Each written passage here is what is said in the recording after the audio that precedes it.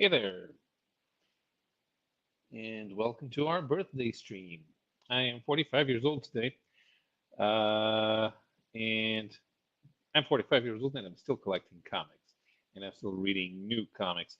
There's nobody watching yet, so I guess we'll wait for a bit. I'm not even sure if anyone's going to come and watch.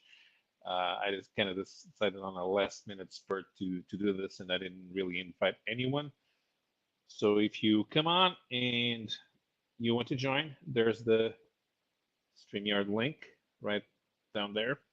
So just hop in, grab your mic, and oh, quickly for me, we got guests. Hello Hey, there. Jared, Happy what's birthday. up? Thank you. I'm scanning in negatives. Cool. Old family, large, medium format negatives my mother used to shoot in. She had Old I technology. think it was a Kodak Brownie, which used to use big negatives. So that's what I'm doing right now. Putting on I can't my I can't what? remember the last time I saw a photography negative. Well, I see them all the time. I haven't used one. I got my first digital camera, I think, around 2001. And I'd never shot film after that. But I think these are from the early 80s. From my mother's camera. Yeah, they But look like it. I also now know why like I have to use cotton gloves so I don't get fingerprints on the negatives Right. when I'm scanning them. But archivists, like for books and stuff, no longer use um, gloves anymore. And the reason is out of 50 of these negatives, I probably dropped two of them Yeah. because wearing these gloves, it's tough to feel what you're doing. So that's why archivists and conservationists found that the damage done by people dropping books because they're wearing gloves is more than the damage of touching them with Yeah. your hand. Right? Absolutely. And Yeah. and me just scanning this certainly proves it because, like I said, I dropped 2 out of 50, which is really annoying because then they get dust on them. Right. So it's worse. No, well, we used to be able, when my dad had negatives, we'll just pick the negatives up like this, so Yeah, we could look at them. right. Pick them So up I by didn't go the to edges. the issue. The first magazine I worked at, we didn't use negatives, we used slides, Yep. because then we could. It was easier to scan them directly to the Slides computer. slides give you more true color. Mm. So that's why a lot of publications and like serious photographers would shoot slides. Because, well, not only could you project them big on a wall if you wanted to show off your work, but from what I'm told, they gave you truer color Mhm. because there was But one less but step. yeah, when I moved to the weekly newspaper, uh, we were all already digital because there was no, Uh, especially because on Saturdays and Sundays we mhm. needed photos from the sports events immediately. So the photographer would record a CD and give us the CD with all the pictures. CDs. Uh-huh. I don't even think I have a CD drive anymore. Hmm. I know I've got a music CD player out in the garage, but like, I think my oldest Mac laptop still has a DVD drive on it. I think that might be the last thing I No, have. I still have a, or do I? Actually, I don't. It's supposed to go in here, but this one doesn't. See, you forgot you didn't have one. Yeah. Because I keep on, you know what, I'm gonna buy because they're like $30 like for a DVD drive for your computer, like a Mhm. USB DVD drive. I always go, I should get one just in case, and I just never have wanted to spend the $30. All right. Hey, finally somebody's watching. Hello, welcome. Feel free to leave a comment. And if you want to come in, there's the StreamYard link. Uh, for our impromptu birthday. Yeah, yeah. I was thinking, man, do I do a show? Do I not do a show? And then I just, yeah, sure, why not? Let's do a show. What the heck? Come on and say hello. Why not? You can't do that on television. Somehow I've got a fly in here with me. I don't know where he came from. We had snow last night. And usually if there's like an unusually warm day, a fly will come back to life from somewhere, and I don't know where this one came from. Well, He's not did even you leave a sluggish yet. did you leave a window open or something? Nope. There's this comedian. He's American, but he lives in Germany. So he wasn't planning. I don't think he was planning on being a comedian, but he started doing shorts on Facebook and Instagram. So now people started following him. The guy's name is Jordan something. So he does a lot of stuff where he pretends to have a German, pretends to be a German named Johannes, and he speaks with a Bavarian accent, and he drops German words into the conversation. So he starts saying things like what Germans do, that's as if they're normal, and they're surprised that Americans don't do them. Like he said something like, "In Germany, we open our windows all the time because to get some fresh air, even if it is very cold outside, and we must I do that think I every have day." seen him. And also to go with I bought a new scanner. I have 3 scanners, but this is my scanner that I can scan the medium format negatives on, the one of the Mhm. 3 that can do it. And I had one that I used for years, and I think just 2-3 years ago I bought a new one just because I wanted to try out the infrared cleaning software, which cleans up dust and scratches automatically. Because that used to be something that was only on high-end scanners. And this is like a 200, 300, I don't know. I may have paid $300 or $400. I don't even remember. It wasn't that expensive though. Happy birthday. There's But Vinny. I got to say it was the best Vinny thing used to that do a lot. Vinny used to do more videos and show up more, but he hardly shows up anymore. So give us Vincenzo. pay us a visit, man. But that infrared cleaning up of dust and scratches has saved me so much time. It works really well. I'm like, wow, I'm glad I bought this new scanner. I used to have to do all that by hand. And Photoshop is terrible at it. Photoshop has a filter that's supposed to clean up dust and scratches, but they haven't changed it since about 1998. Mm. And all it does is blur the picture a little. Ah. It's like, come on. It's just amazing to me that there's, with all this AI stuff they're jamming into Photoshop, they're still like, dust and scratches. Use this setting from 1998. What? Haven't figured out that yet? Yeah, and never mind the resolution. I mean, you don't actually want too much resolution because it takes up space on your 200 megabyte hard drive. Yeah. Here's the holder. Mhm. So I got to pop this open. And here's where the gloves come in, just so I don't get fingerprints. Because the fingerprints will scan. I Yep. have done it.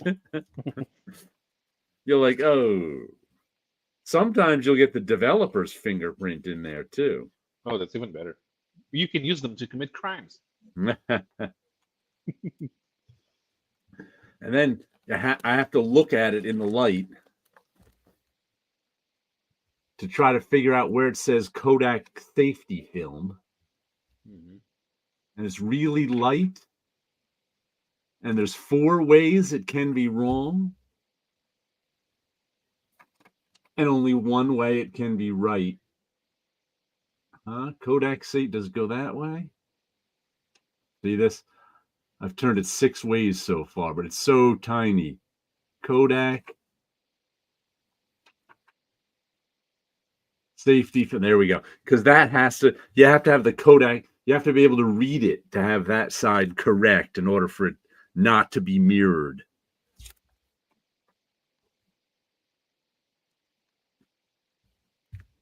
Scanning 101. I don't know how many people have ever scanned a negative. Kodak safety film. Top that way. There's still a few weirdos who insist on taking photos the old-fashioned way. There are. Yeah. I was never so happy as to abandon film. Mhm. But if you're a professional, you really don't have the time to do that, because you have to get the work done. Right. So it's mostly for lovers of the art form. And I think in a lot of high school art classes, they start them on film. Because I gave away 3 of my cameras to cousins when they were in high school, to my 35 millimeter film cameras that I hadn't touched in, a decade or two, because they needed them for their high school film classes, photo classes. I was like, okay, here, take it. I don't need it. All right, so we had 5 people, now we have 2, so I think we better start showing some comics. Otherwise, we're going to bore people. They don't care about scanning. It's crazy. Yeah. What comics are you showing us tonight? All right, so I like prestige formats and you don't. So there was this 3-issue miniseries called Legend of the Hawkman. Okay. Which I bought many, many years ago. It's probably, I think it was one of the things that helped launch Michael Lark. Let me put myself up. Ben Robb and Michael Lark. So it's probably one of the things that helped launch Michael Lark as an artist, but it was probably the last big thing that Ben Robb did. He was assistant editor on the X-Men. Yeah. I knew him when he worked at Marvel. Michael Lark, does he do Lazarus? Is he? I'm not sure. Michael Lark? Maybe. I know him from a lot of Batman stuff. Let me walk over to my I just saw Lazarus. Yes. Michael Lark has been drawing Lazarus now for a while, which they only put out in prestige format. Yep. This is not an Elseworlds, although it kind of is, because this is when 2001, I think. 2000. And by this time, they weren't really sure who Hawkman was supposed to be, but this is Qatar Hall, the Thanagarian alien version, and he and Shayera are pretending to be Carter Hall. So I suppose I like this. I've always preferred them to be Thanagarians, at least when it comes to the JLA version. But I've completely lost track of Hawkman since like the 80s. But otherwise, it's pretty cool. I mean, this is a pulp story. Yeah. And Lark's art is good. It's good for the theme.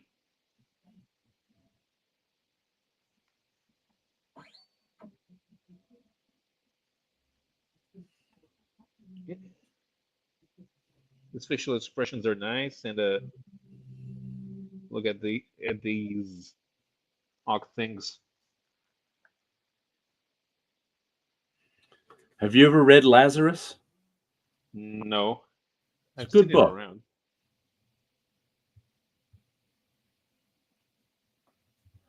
Yeah, this is great.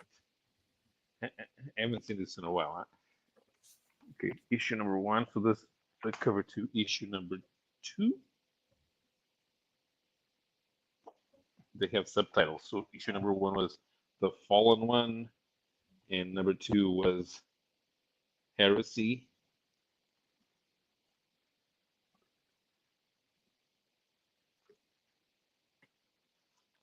Superman shows up.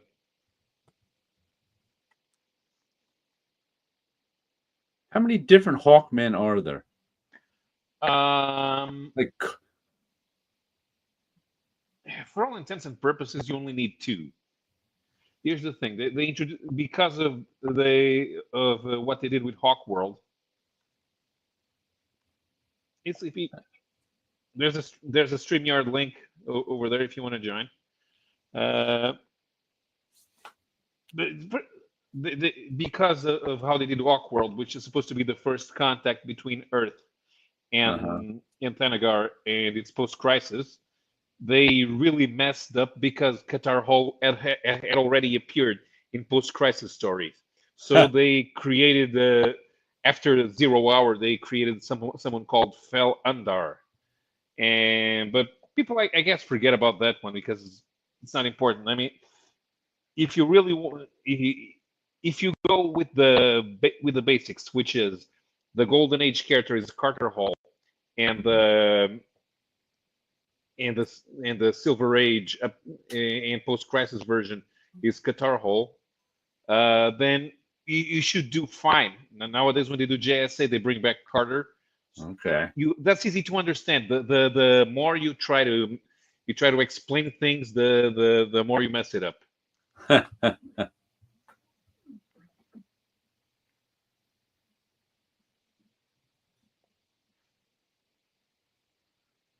They just put out, I don't think I got it, a facsimile of Hawkman #4, the first Zatanna. SG, what's up? There's a StreamYard link up over there if you want to join. Anyone can join. By the way, I that Master of Kung Fu omnibus. Mm-hmm. I just this weekend I picked it up to give it a read, and the first story in it is an annual, and I just couldn't get more than a page or two. I was like, oh, I just can't do this right now. Doug Minch overwriting in an annual. I was just like, oh, yeah, can't deal.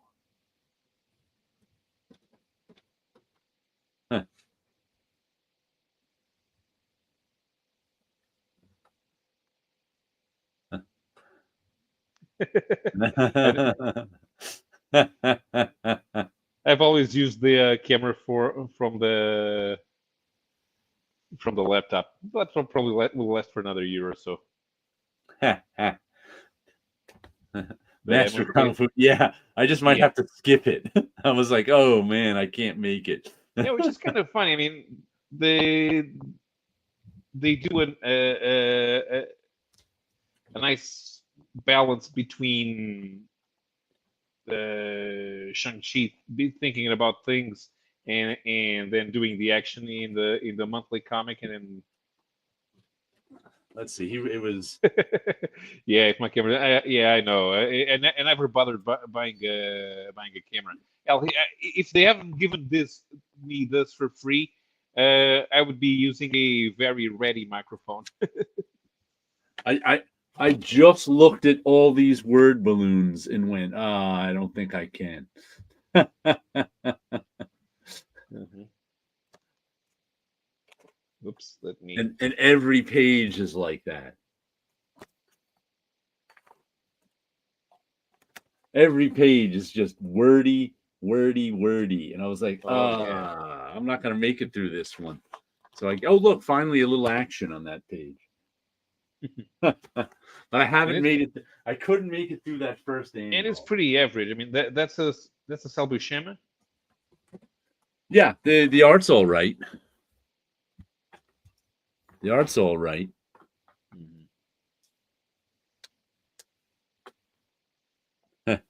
Here's an actual Elseworlds.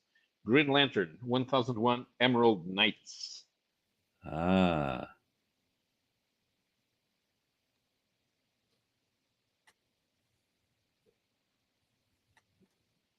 And this was by Terry Laban and Rebecca Guay. So when they do these things with people who are not usually from from comics. You get some different. Well, Terry Terry, LeBan used to appear in Vertigo and some Vertigo stuff, didn't he?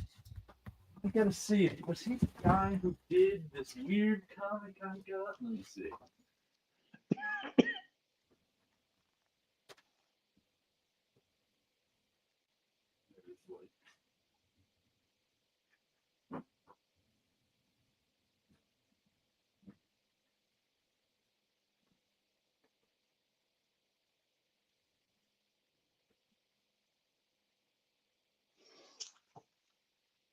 Yeah, the story's like they're trying to do one. I can't find it, but there was this weird comic I got, Life in Northwest Nowhere. That like no one ever heard of. I don't know if Terry LeBan did. The name I have it was Terry somebody or something, but I don't know if he did or not.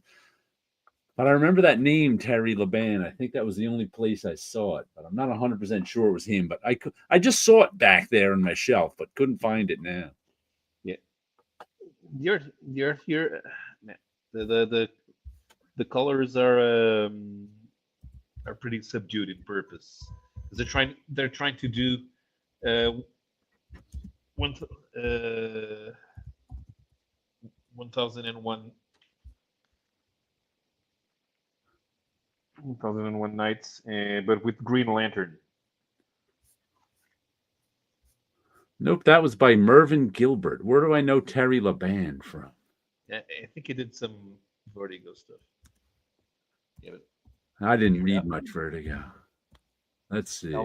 Hal Jordan finds a genie, and he's actually a guardian.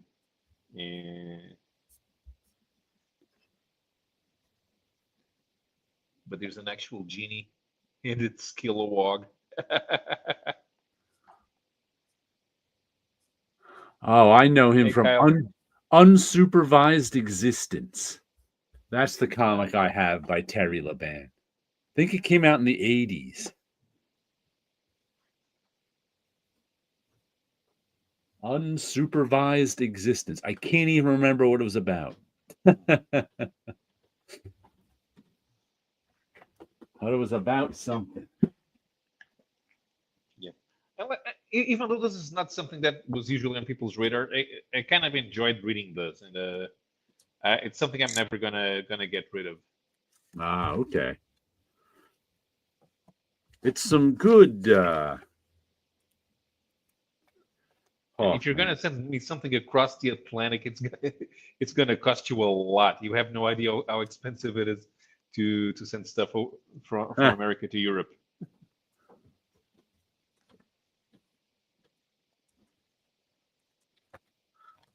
Done with it.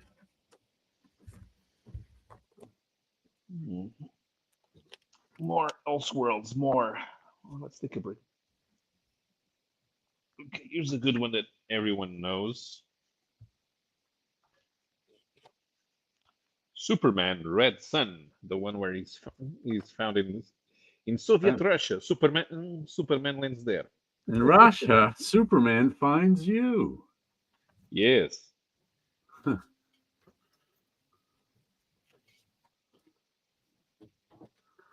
I've never read Red Sun, but I've heard good things about it all these years. Mm-hmm. Yeah. One thing that you always find in Superman Elseworlds, where he's not there to tell Jimmy how to behave, Jimmy Olsen always turns out to be an asshole, and here he is working for Lex Luthor.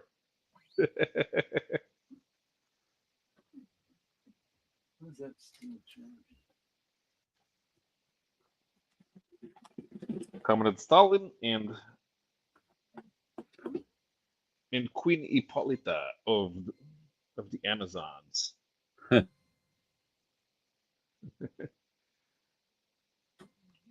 Uber Tuvarish.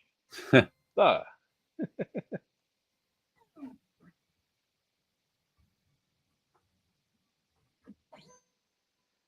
And Bruce Wayne, whose family defected to the Soviet Union just because. It's an Elseworld. Who cares?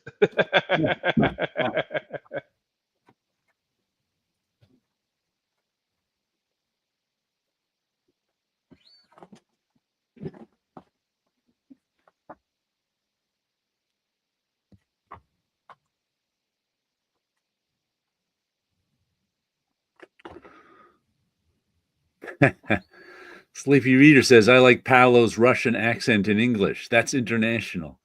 Yeah, no, it makes the show international. I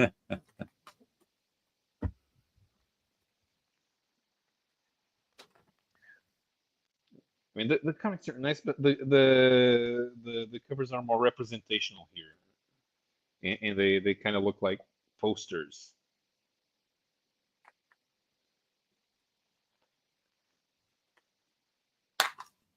He's watching you, evil Superman, super comrade.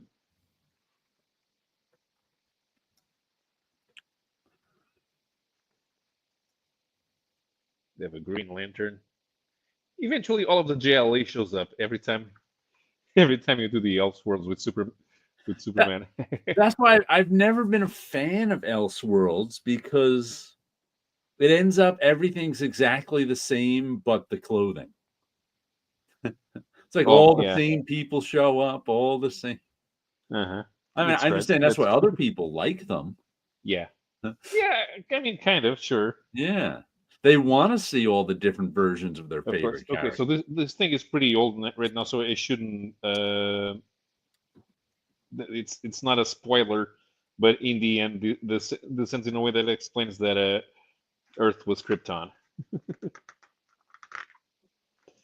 All right. Superman's speeding bullets. This is one where baby Kal-El is found by the Waynes. There's no Bruce, so he's Bruce. But he's Superman. He's Batman, but he has Superman's powers because he's Superman. He can't stop his parents from getting gunned down? Nope.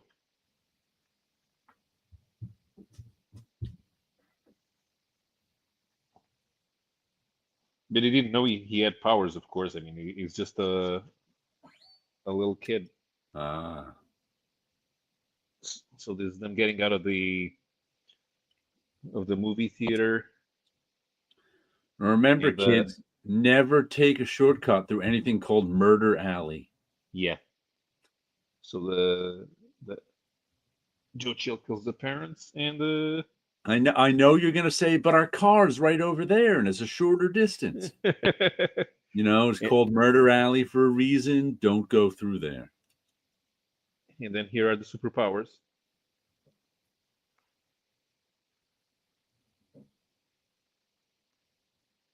A question: who do you have in Superman Dingo? Yeah, it looked like Clark Gable.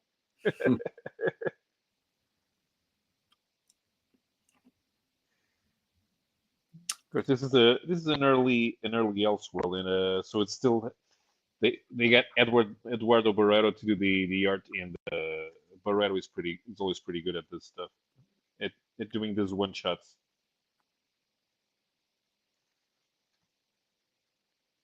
Creepy super Batman flying with the bats with his glowing red eyes. Criminals are a cowardly and superstitious lot. That's why I dress like a bat. Red Sun. Yeah, it is a good era. I mean, even though I was buying more Marvel at the time, but I always made sure that I went through the prestige formats and the Elseworlds in the comic shop, because it's a larger story. It ends, and sometimes they even feel free to do some things out of the ordinary. And that was the cross-gen era.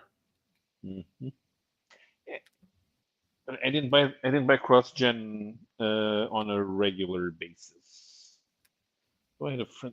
Okay, enough with the Elseworlds for a while. Have you ever heard of this? Captain Clockwork? I have never heard of Captain Clockwork. The greatest hero of all time.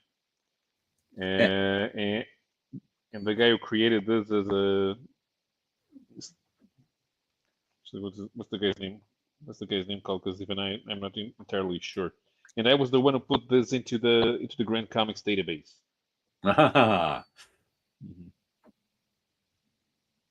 Where is it from? So it's self-published. The guy's called Glenn Whitmore, and he used Blambot fonts, Ah, okay. and it's sort of a collection of short stories. They're out of sequence because it's Captain Clockwork. It travels Ah. through the time stream.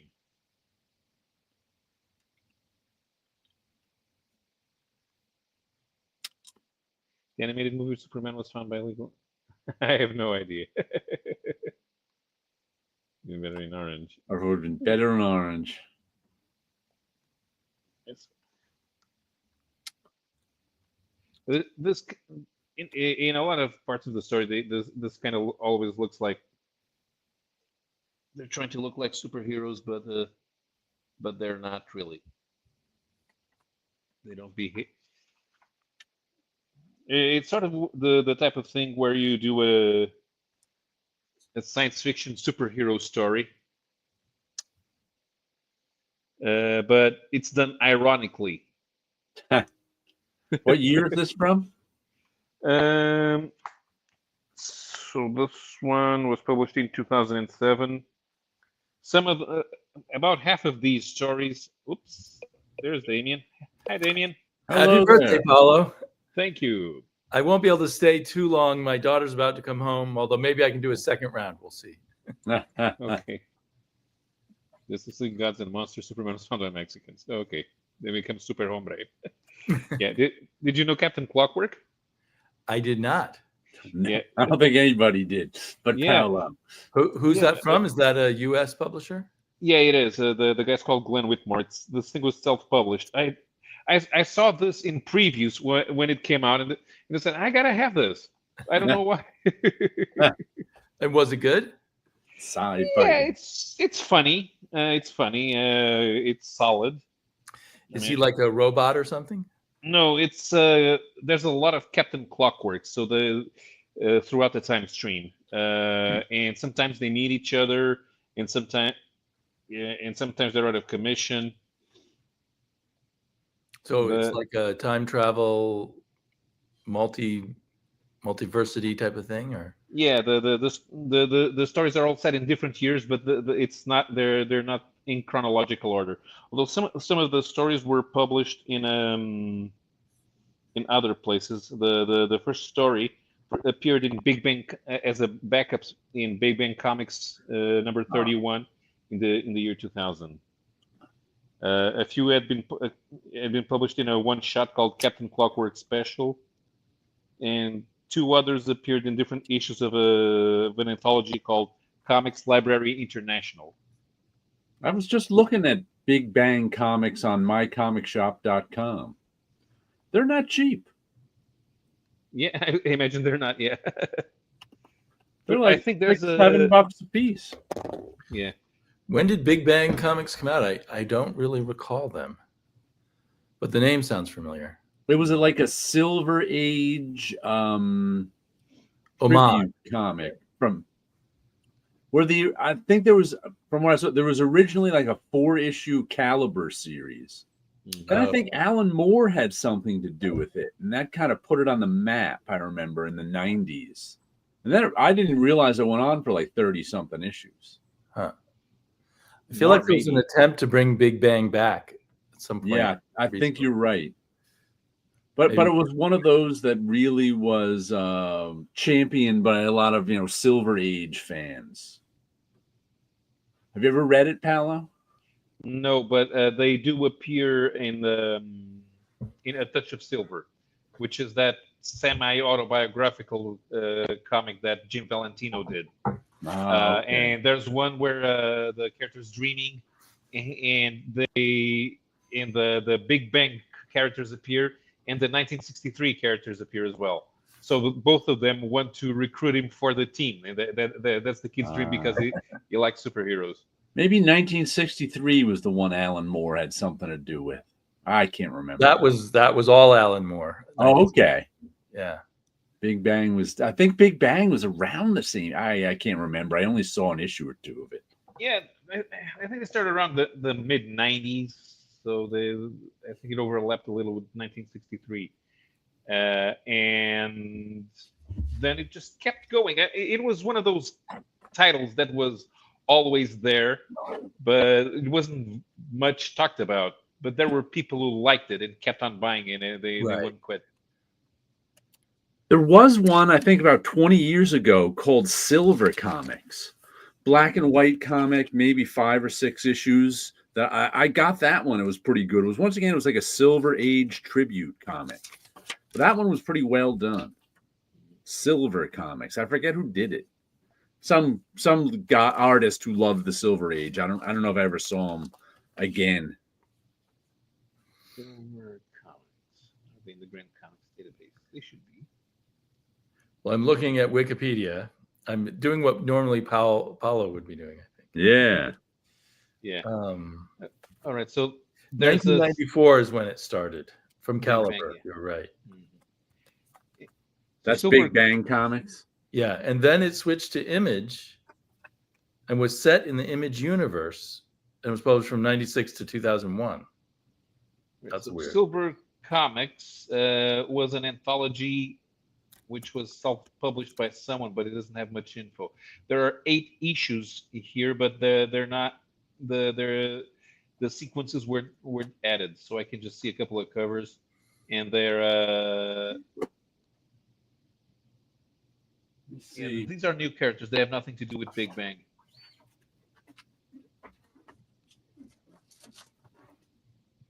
One issues they advertise pinups by Alex Toth and George Perez and Steve Rude. Hmm. So they probably pay them to do that. I'm surprised Alex Toth was willing to be with those lesser artists. Well, that was 2004, so I bet he needed the money. Yeah, I just once saw a thing where there was a series of letters between Rude and Toth, and Toth was totally putting down Rude's artwork. That was Which made me feel bad for him. I've seen that too, and that to me, and I've seen people like praise how good Toth was at critiquing, and I thought that was the worst critique ever. He completely missed the point of what Steve Rude was trying to do. Yeah, I have trouble when someone someone like Toth completely disses Steve Rude. That was strange. Yeah. And having seen a lot of bad art critiques in my lifetime. Yeah. A bad art critique is always when the person tells you what they do. And they're supposed to be being able to understand what you're doing and help you out. But instead, they just tell you what they do. And you're like, right. And I imagine that many great artists aren't great teachers. And some may be and some may not. Right, but being a great teacher does not connect with being a great artist, particularly. Some people can't explain things. I guess that's why some artists have bad memories of being assistants. Probably because they were assisting a guy who didn't tell them what they were supposed to be doing. They just, hey, no, you're doing this all wrong. Well, I actually have to go at least for a little while and make a snack for my daughter. I might be able to come back, but happy birthday, Paulo. Okay. We do need to crowdfund you a better camera. You look like you're coming to us from 2000 or something. Yeah, the computer's right from around that time. Just put one on your Amazon wish list, and someone will get it. What Amazon wish list? I never had an Amazon account. Well, you gotta make one. You gotta get one. This is the reason. Okay. Bye. Okay. Bye. Bye. Have a good one. This is your reason to make one. Right. Steve, Kyle's talking about when they interviewed Steve Rude on the Geekly Weekly, which is the show that is hosted by the Gray Man. It used to be on Saturdays, on Saturday evenings, but now it's on Thursdays. And sometimes they have some very interesting guests. J.M. DeMatteis is a regular guest. So if you go through to the Gray Man's channel and you search for Steve Rude, you should be able to find it. Mm-hmm.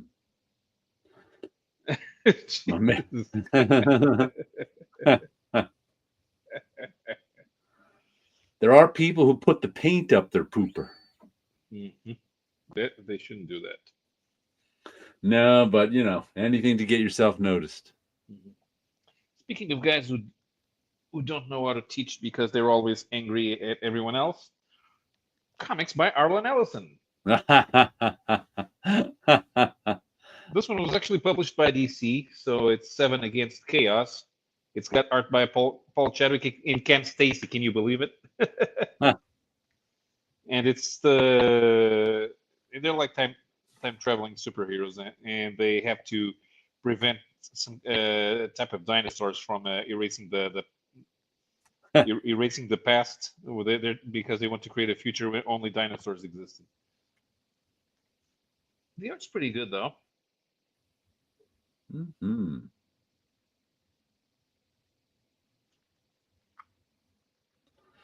I don't think I've ever read much Harlan Ellison. Ah. Yeah, I think that's some Arlen Ellison in the. Yeah, good.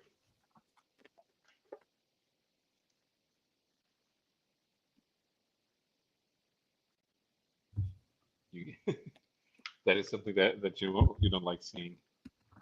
And this one was much better. So it's an adaptation of an actual Arlen Ellison novel, and it's got art by Alan Robinson, and it's Phoenix Without Ashes. It's one of those stories where they have where they're stuck in a space arc, and they've been there for so long that they forgot what that there was an outside. Ah. And inside they're kind of they're kind of stuck in living as Amish.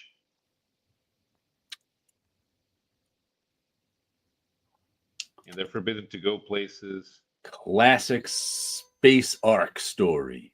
Yeah. The butterfly effect. There'll be no Terminator without Harlan Ellison. Aha. They're like I keep these together on the shelf. They're in the same section. Yeah, there's a hole in here. That's how I put my comics away nowadays. All right, so where can I stick this? Where do I have space? Maybe here. It fits. Well, one of the things you have to do with books, like rather than regular comic books, collected editions, is sometimes you have to shelve them by size. Mm-hmm. Yeah. It's like you got one book that's this big, one book that's this big, and they might all be the same by the same person, but you can't put them together. Mm-hmm. Yeah, those digests like that I have with the DN Agents and the Liberty Project, they're kind of together with my Italian comics. They're about the same size. Yeah. Slash. Here is a Brazilian anthology. Uh-huh. For a while, this was my grail. Super Almanac Marvel, #1. The End of the Dire Wraith War with Roman Space Knight. See Fantastic Four Battle Mephisto. Here, have a generic John Byrne Wolverine image. When inside, it's the X-Men are drawn by John Romita Jr. Wolverine leaping at you. Yeah. Leading with his face. 260 pages of unpublished stories, all current. In reality, leading with your face is not a good way to fight. Mm-hmm. But as a superhero pose, it's good stuff. That's right. Kyle has a very interesting library, and he will pull out stuff just just to show that stuff that you've never even thought could exist. Yeah. But, That's a then long I'll annoy him and say, I don't care about that. Tell me about how you met AJ Foyt. AJ, because they're neighbors. AJ Foyt is one of the best racing drivers in American history. I know that name. There was for many years, AJ Foyt's car was backed by a regional TV station called Gilmore Broadcasting. So the cars were all usually had some stickers or were all painted red, and they were called the Gilmore Specials. And the team ran as Gilmore Racing Team, even though the actual team's name is AJ Foyt Enterprises, and the cars were called Coyotes.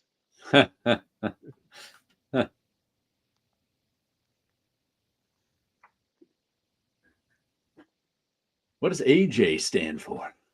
And Anthony Joseph. Anthony Joseph. Anthony. No, he was born in Texas. His nickname is Super Tex. No AJ all my life. He taught my mom how to drive. My great uncle was his head mechanic for over 40 years. Mm-hmm. Anthony Joseph. Do you have any comics handy? Any AJ Foyt comics? Yeah, there are no AJ Foyt comics. There are no AJ Foyt comics. How many racing comics are there? Hot Wheels? Yeah, Charlton had about. Oh, that's right. Charlton at the same time. Yeah. Hot Wheels was DC and Alex Toth. They're hard to get. Yeah. They're hard to get in good shape, and they're hard to get at a good price. I have a friend who tried all through the 90s. You got a few issues here and there, but yeah, at Charlton, the stuff that was made by Jack Keller looked very, very good. He was very good at drawing cars. The feature hero was called Rick Roberts, which is, I thought they probably thought sounded like a realistic driver's name. At least they didn't call him Crash something all rubber or blasting or something like that. Kyle says yes, there is an AJ Foyt. There is. Oh, was that by the guys who did the NASCAR comic? There was a NASCAR comic. Although AJ did drive in NASCAR, but he was champion in the USAC Stock Car Championship. There was a time when NASCAR was not the premier form of stock car racing. USAC's championship had better drivers, and AJ was champion in that one as well as in the National Racing Car Championship for Indy cars. One of the best driving chase scene sequences in a comic was in an issue of Deadly Class. I think it was like issue 6 or something. I can't remember now. I just remember being so impressed by because it's tough to do car chases in comics. Well, they just did such a good job with the car chase in Deadly Class. What's his name? All of a sudden it flew out of my head. The artist. Oh, well. He's doing that Kaja now. What's the one he's doing? I don't know. But yeah, excellent. That one still sticks with me because it's so hard to do chase scenes and car chase scenes in comics. Well, of course, I'm a big fan of the French language comic Michel Vaillant. So let me take out one of the Intégrales. So this is volume 3.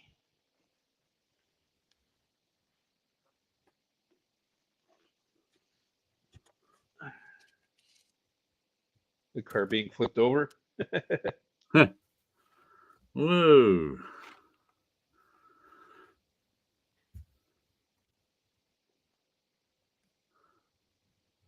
Go Speed Racer, go. Cool. The Michel Vaillant comic started in Le Journal de Tintin in 1955. This is the first story.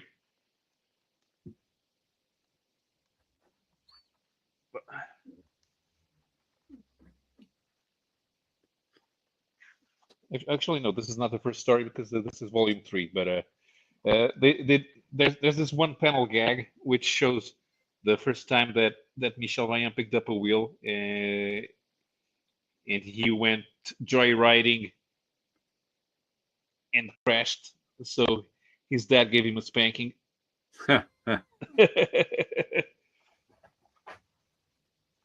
Okay, so this is from Lucas. All right.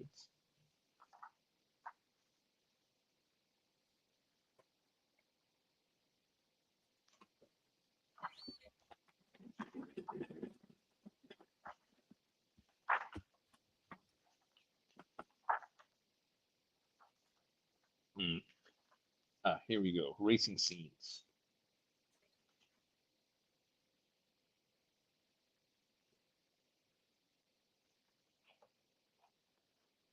So this is what a racing comic from the 1960s looks like. Well-drawn cars, but very static. Kind of a bit, yeah. That's the problem with the Tintin style. And I've talked to Sequential Geek about it actually, because he knows there are two styles in Belgium. One is the Tintin style, and the other is the Spirou style. And Spirou is much more energetic. Even when it's drawing normal scenes, this looks like it came out of a newspaper strip. Yeah. And it's terrible because they're both in white shirts. So if you don't color the background, two guys in white shirts and ties talking. Yeah, that's terrible. But of course, Jean Graton was very good at drawing cards, and the action got better because by this time Pilote had started, and Pilote was made in France, because is that the experience? Yeah, a little bit. So Pilote emulated the Spirou style. The main point of Pilote is that they wanted a magazine which was made in France with French artists, because the French artists had to go to Belgium to get published. Imagine that all of the American comic book industry was in Canada, and all the Americans had to go to Canada. So that's what it was like for the French at the time. But by that time, so even if you were doing stuff at the Tintin magazine, you needed to be a little more action oriented, because there was a lot of new guys, and the ones who did realistic comics, they were going for a lot of detail, and those were appreciated as well. So the Tintin style was out. Let me see some.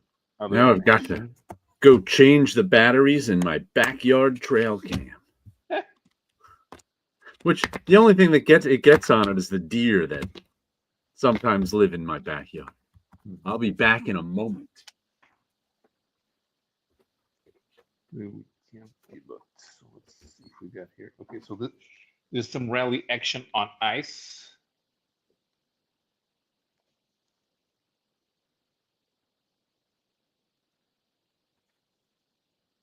This red car over here is a Ferrari 250 GT. And this green one over here is a Citroën DS, which was considered the most comfortable car in the world in the 1960s.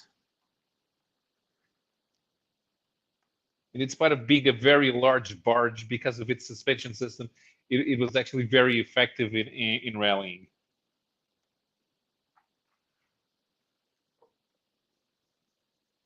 But so all of these cars are real.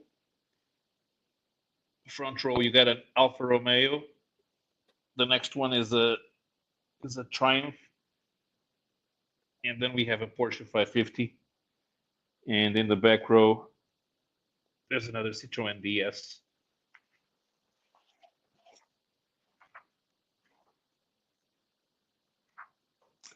Now this one is unrealistic because there's no way a Mercedes 300 SL gets stuck behind a Citroën DS21 on a road race.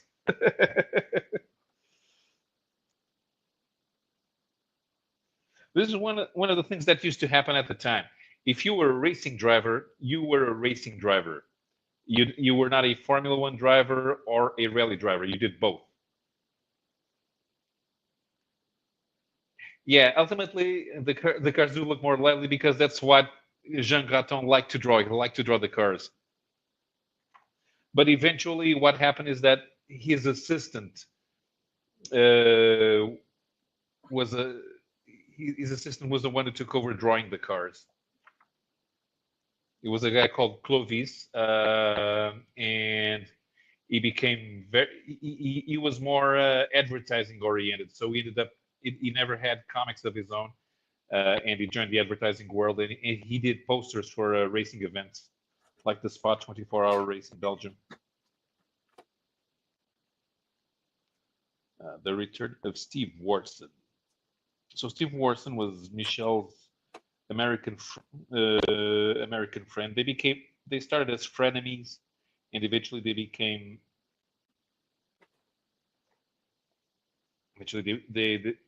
teammates. It's the blonde guy here in the beard. So this is what happens whenever he's down on his luck. He always has a beard.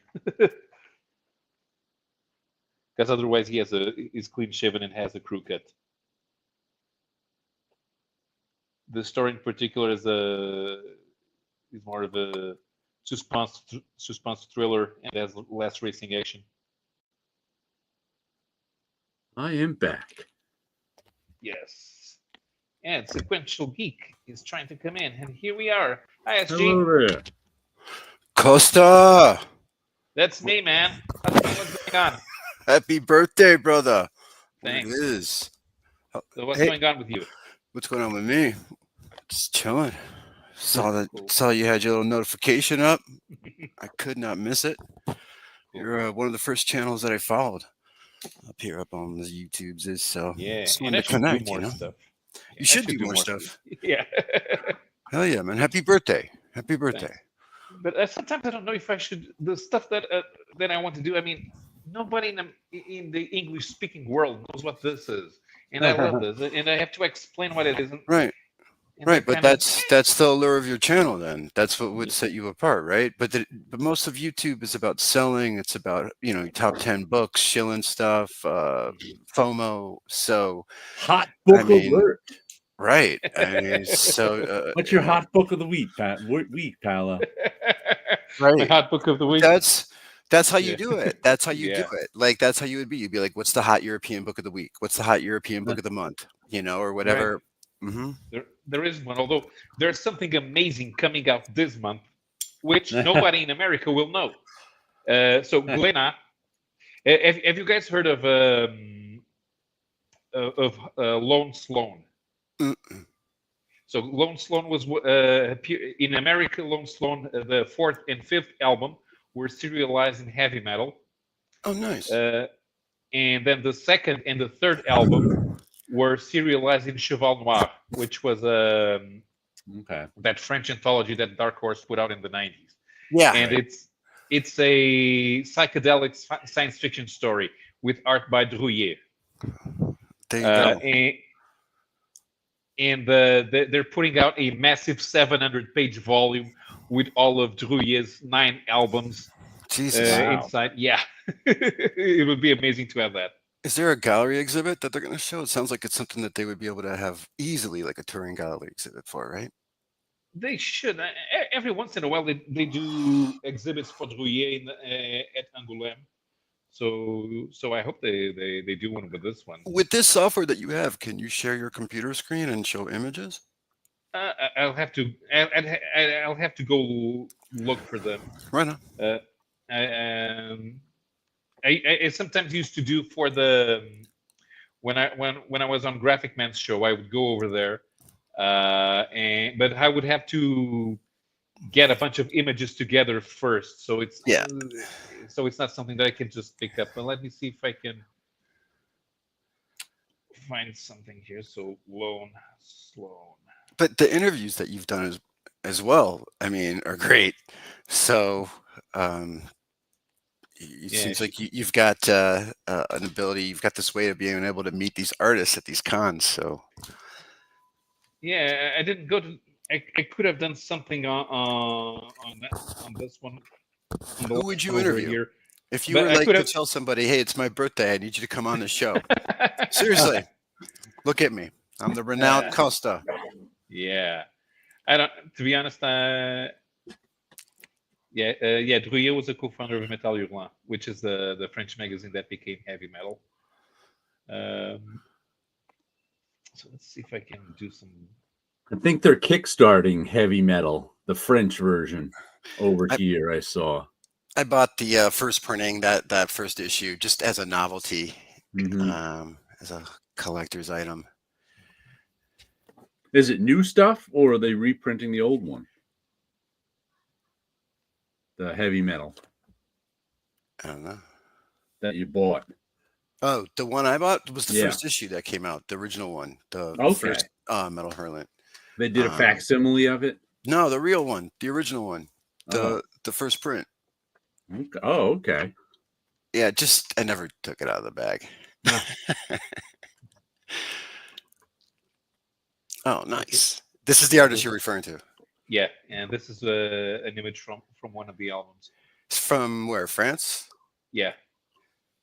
Actually, I think I have some. Do I have some Drouillet? Yeah, I do. Let me. And what era is this? This is modern day, right? This Uh, because I'm getting a This was retro vibe. published between 1966 and the mid 90s. So, but the stories that are most famous are from the mid 70s. So this is pre-Star Wars? Oh yeah, definitely pre-store. Yeah. Actually, I do have something by Drouillet here. So this is the first English language reprint of the first ever Elric comic. Before Elric, 1.5 years before Elric appeared in Conan, yeah, right. Drouillet had made a comic with Elric in it. This is from the 1960s. So let me.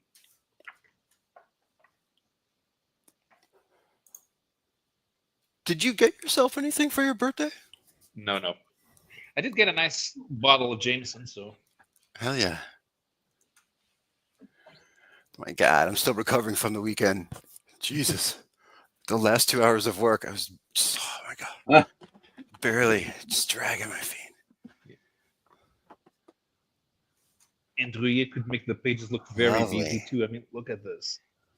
And before this was only a 20-page comic, so this came out in 1969.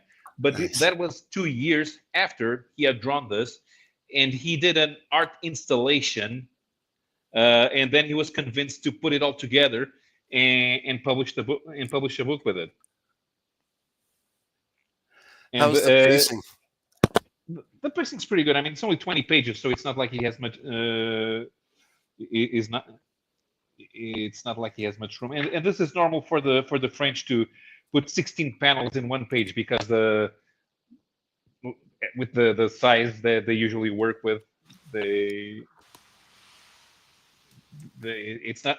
It looks busy, but it's not. It's a good pacing. Nice. Kyle, what's up? Hey. Sylvan Knight. Hey, I happen to need to come up to my library. So since I was up here, make Paolo salivate a little bit. Wes Craig. That's the name of the artist who drew Deadly Class and that great. Yeah. Trying to Bride remember Casey. the movie. I think it was called Winning in 1967 with Paul Newman and Robert Wagner. Is that the one that got Paul Newman into racing for real? Yeah. My mom took these. My mom and dad were extras in the movie. Cool. So these are original photographs from the pits. Rolling the car out. there was the STP logo. Now, the STP company used to be very big into marketing at the time when racing marketing was not a thing. And the STP exec, Andy Granatelli, used to show up. That's Elvis. Andy Granatelli used to show up in a jacket that was nothing but STP stickers. Front row seat pictures of Elvis's last concert here in Indianapolis. I was going to say, that looks like a 70s photo now. Yeah, his very last performance. I've given away most of these. I've got a few more to give away. Elvis slamming a bud. His very last concert. No way, that's his last concert? Yeah. His last concert was here in town. Damn. I'm cold in the My track. dad was front row. And then I talked about this earlier, and I thought, well, since I'm up here. There's the AJ Foyt script. AJ's personal scrapbook of the 63 season. Ah. Wow. If I could just ship it over without it costing a fortune, I'd just ship it over to him. But Paolo, you come to Indianapolis and I'll give you one of AJ's personal scrapbooks. Hey,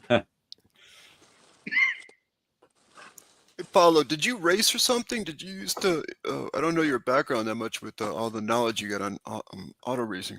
No, I'm a sports writer. I worked for 14. You I worked for have 14 one of years. these original Firestone hats. I got crap like this sitting all around my house. My mom died last month. I figure when we go through the closets and finish out down there, I'll pull out a dozen more AJ memorabilia pieces. Yeah, it's not a joke. I wasn't kidding. When I said AJ taught my mom how to drive, AJ taught my mom how to drive. Sorry for your loss. When my mom was 14 years old, AJ and my Uncle Bud taught my mom how to drive. Kick ass. Small world kind of thing, but I mean, Indianapolis is tiny. Did you race then, Silver? Huh? Did you ever take a car out on the track? No, I've been around in them, but I've never driven one. The two-seater things they did, I've did those. If it can be done at the track by a civilian, I've done it. Nice, exactly. But not get behind the wheel of an actual race car. Yeah. I've been driven around in them, but I think there was once a time when everybody had an Uncle Bud. There's a name you don't hear that much anymore. I had an Uncle Bud, yeah, too. my Uncle Bud Moyer. There's a lot of buds around. Yeah. But yeah, I figured I'd pop on real quick and show off some racing things. There's some 1943 Superman. Fuck yeah. There you go. Or That's for Paulo for his birthday, you were saying? What? Yeah. Or a file copy of Golf Bunnies Weekly from July of 1934. The predecessor to DC Comics. This is what Gaines and Donenfeld used to create All-American Comics. So that's just stuff sitting around. But I won't bore you no more with this other stuff. Too much other stuff's buried away. But... Oh, please. There's nobody's bored here. We already bored them with scanning information at the beginning. That's what we know they don't want. It's stuff you don't see every day. Since I'm sitting right here next to this. Nuclear proliferation fact book. Cold War. From the U.S. Senate. It's a U.S. Senate book on nuclear proliferation during the Cold War in '88. That was just randomly sitting next to me. You got any potheads or anything? Here's some of my Kevin Smith memorabilia. Clear. By that. Just random things on random shelves. Oh, stand up and see what I can come across that's readily handy. I did not see Clerks in the movies, but I saw it on VHS tape. Oh, stuff's too stacked around. Yeah, just stuff. Just old stuff. Old stuff. Timothy Leary and Albert Einstein.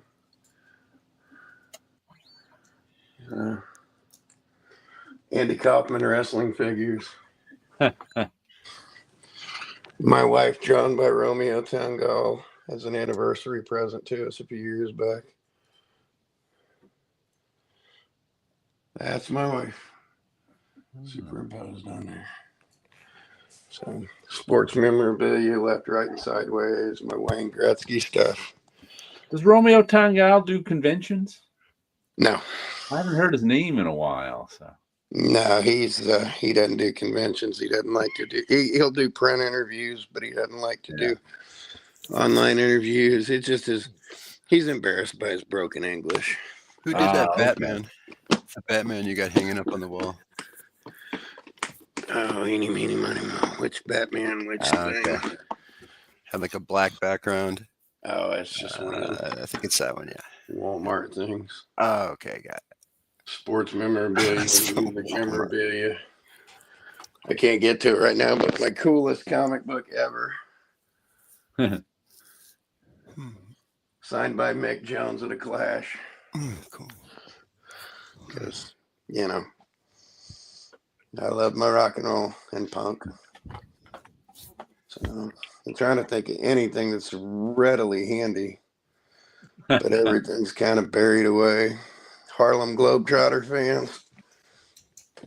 Here's The Harlem Globetrotters wins came to Curly Neal and Geese Osby autograph. Did something this past year that I'd never done in my life before. I actually released my likeness rights. And I'm officially a character in a book. Officially. Unofficially, I've been in several, but officially, I released my likeness rights. So, tubes memorabilia, war memorabilia, piece of the Berlin Wall. I got one of those. Just randomness in every corner. I've got a small Berlin Wall in a box somewhere that someone brought me back. Matter of fact, you know who brought me back a piece of the Berlin Wall? Marie Javins. Oh. There you go. Yep. I think this is as much as I'm going to be able to move around here. But I just wanted to say, here's some race memorabilia. You ever come through town, I'll just slather you with it. Yeah.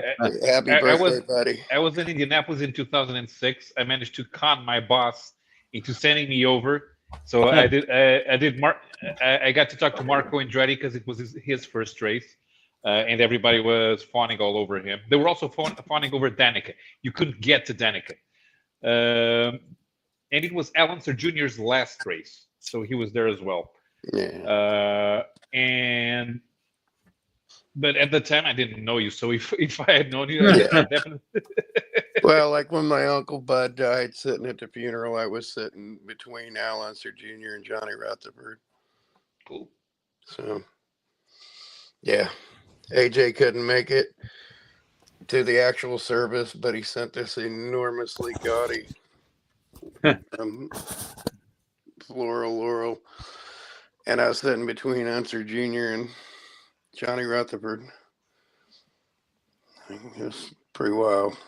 I didn't meet Bobby Rahal there, but I did meet Bobby Rahal here in my country because that year he decided he was going to travel around Europe because he had restored his dad's Chevron from back in the days in the STCA. So he was doing all the historic events, and he showed up here in my country. Very cool. All right, I'm gonna get going here, but good to see you. Happy birthday, right. Yeah, good to see you too, Kyle. See you later. Take care, everybody. Costa.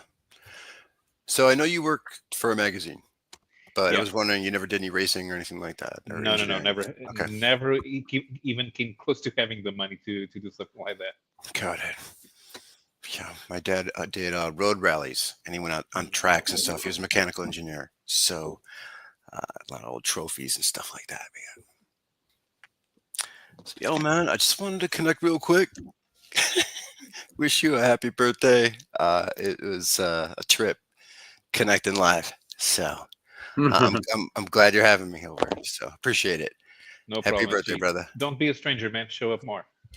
Peace. See ya. Hey, Jackson Roykirk is watching us. Hi, Jackson. Hello there. Thanks, man. All right, so let's have another European comic.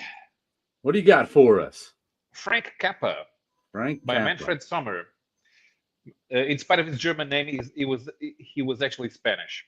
And this is a bunch of short stories. They were published in CMOC, the Spanish magazine. And he's sort of a Corto Maltese, but without the oniric style of Hugo Pratt.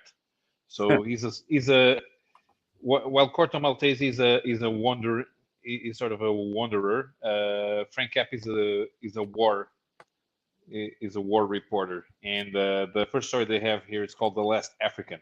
So he's somewhere in Africa, and he gets kidnapped by a guy who had been pressed into service, and he just wants to go back to his village. The next story, Jangada, is this one is set in Brazil.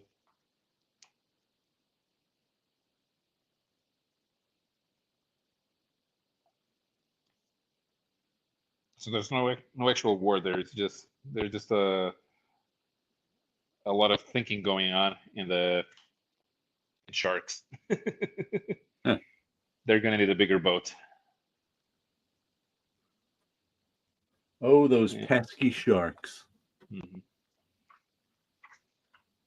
And there's another one that's in the Amazonian jungle. Mm-hmm. I like Sommer's art a lot, but he's not very well known even in Europe.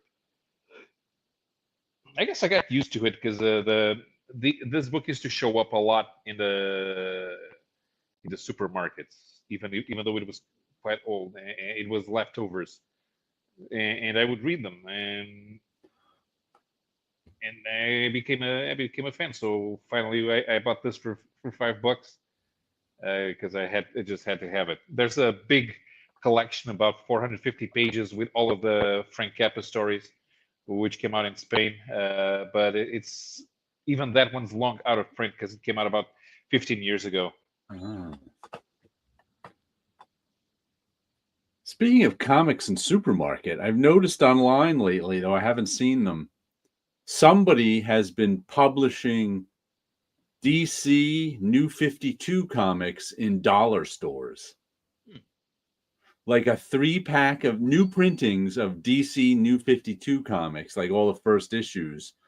I don't know how much they are in the dollar store, like $3 or whatever, but I was like, oh, look at that. Someone's trying to sell comics through the dollar stores.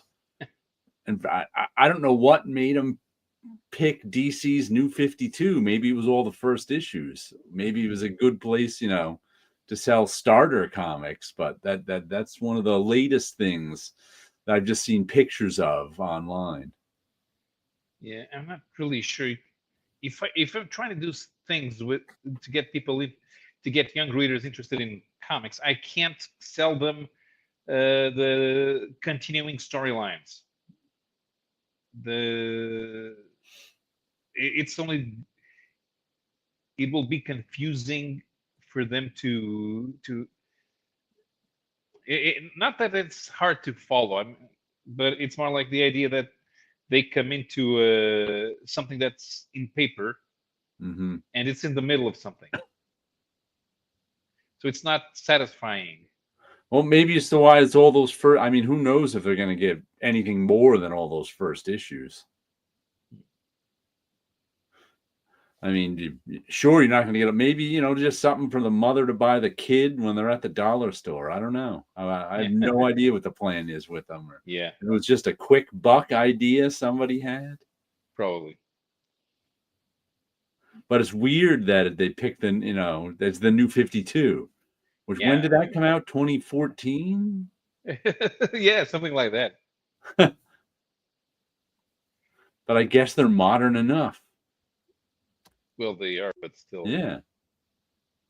there's not much difference between New 52 comics and comics they put out today. So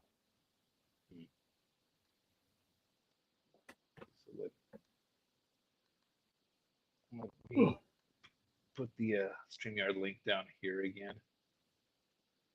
In case anyone wants to come on and say hello. New 52 was 2012, Sleepy Reader says. Oh, wow. Damn. That's old. That number that year came into my head, and I went, nah, it can't be 2012. Couldn't be that long ago. Oh, but it wasn't long ago. It was last week, 2012, remember? I was like, no way. So I went with 2014. Wow, it was 2012. All right. Here's some more Elseworlds. So JLA Age of Wonder. The superheroes all show up in the late 19th century. Age of Wonder. So there's a Superman, the guy in the uniform, in the military uniform is Green Lantern. You have Starman and the Flash. Who did that cover? This cover, Showman. Who's Showman? Galen Showman.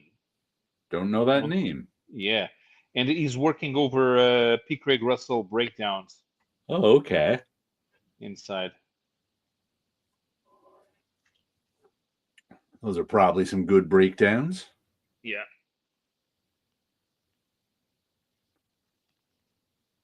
Let's see something more. What is this one about? Well, the superheroes show up, and let's see what happens if you have superheroes in the late 19th century. Because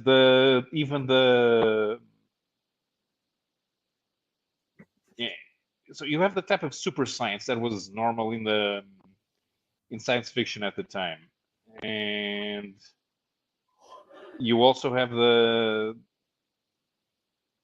social stratification, which was still was still usual at the time. So even if superheroes come from a lower background, they go up in society just for the fact that society is interested in them.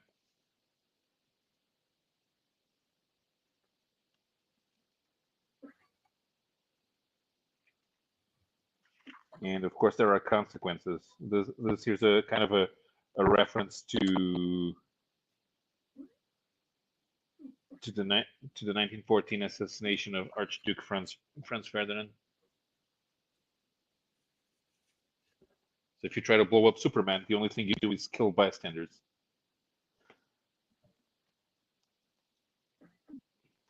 Issue number 2 has Wonder Woman, Batman, Plastic Man, and this is the Atom. The Age of Wonder. Mm-hmm.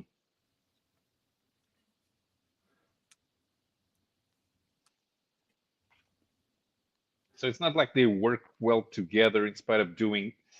They have to have the JLA take, but they don't work well together because they don't get together in the same circumstances.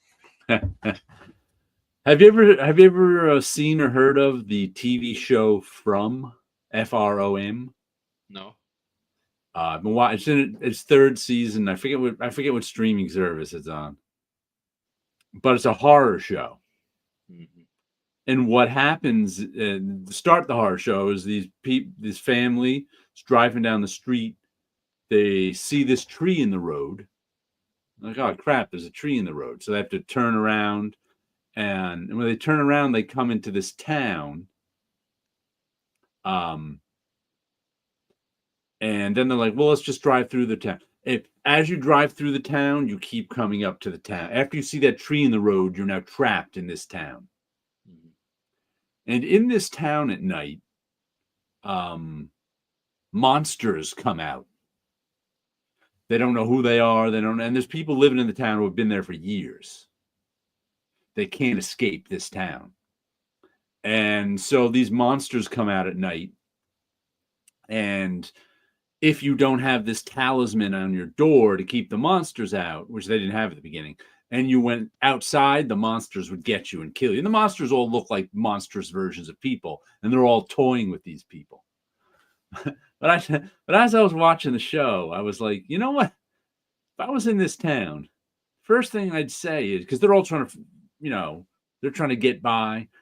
They're trying to figure out what's happening. Why are we in this? Why are there monsters? The first thing I'd go is, hold on a second. These monsters have superpowers? That means we're in a world where superpowers exist. How do I get superpowers? So now I'd be spending the rest of my time trying to figure out how I get superpowers. I'd be like, hold on a second. Where can I find a radioactive spider? I realize we're in the world where these superpowered monsters can kill us, but that means we're in a world with superpowers. Yeah, you know that in most superhero movies, superhero comics never existed. Otherwise, they would go, oh, cool. I have superpowers. That means I can become a superhero. It's more like, I have superpowers. I'm a freak. Superpowers. I'd be like, yeah, we're in a world with superpowers. Let's get some. I don't know how. You try to figure out what's going on in this world. I'll try to figure out how to get superpowers. Right. And then the other thing, how do I get back to my world with the superpowers? One step at a time. First, I'm getting the superpowers. Right. I mean, if you're in a world with a lot of people have superpowers, if you don't have them, you're at a disadvantage. Mm-hmm. Monsters will kill you unless you find some superpowers, so you better. Bullets don't do anything against these monsters.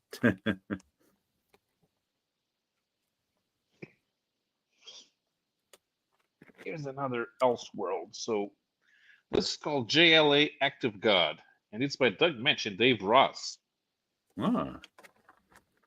Dave Ross. I think, is he the guy who did something for CrossGen? He may have done Way of the Rat. I can't remember. Dave Ross from Alpha Flight and Avengers West Coast in the 90s.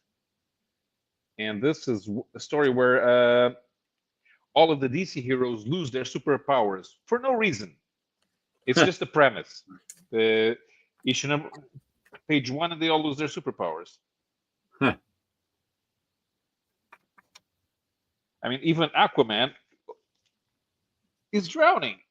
But breathing underwater is not a superpower.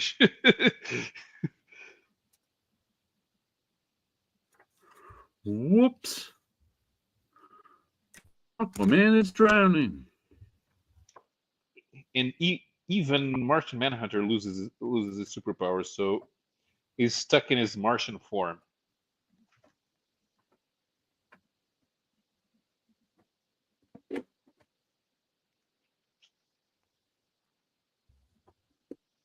The Green Lantern ring doesn't work. There's no Speed Force, nothing.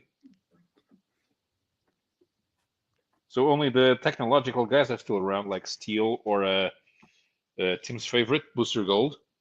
Imagine a world where Superman disappears and you have to be saved by Booster Gold. Steel, the indestructible man.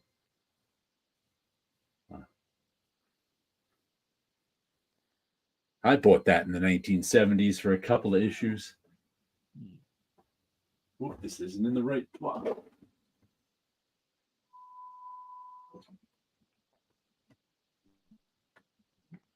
In the end, you have the heroes who didn't have powers like Batman, having to teach the few powerless heroes who still want to act like heroes how to function without superpowers. And here they are. I mean,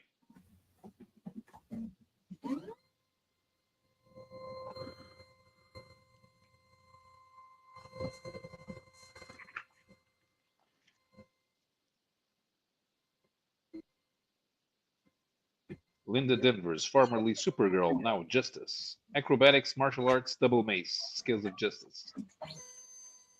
Arthur, formerly Aquaman, now the Hand. And the new wrist port accommodates a variety of interchangeable hands. Wally West, formerly the Flash, now Red Devil. Martial arts, fearless abandon, trident staff, and even speed such as it is. John Jones, formerly the Martian Manhunter, now the Green Man. Detective and martial arts skill, shock value appearance, and full range of multi-purpose skull grenades. Here they are. This is the JLA in a world without superpowers. All taught by Batman.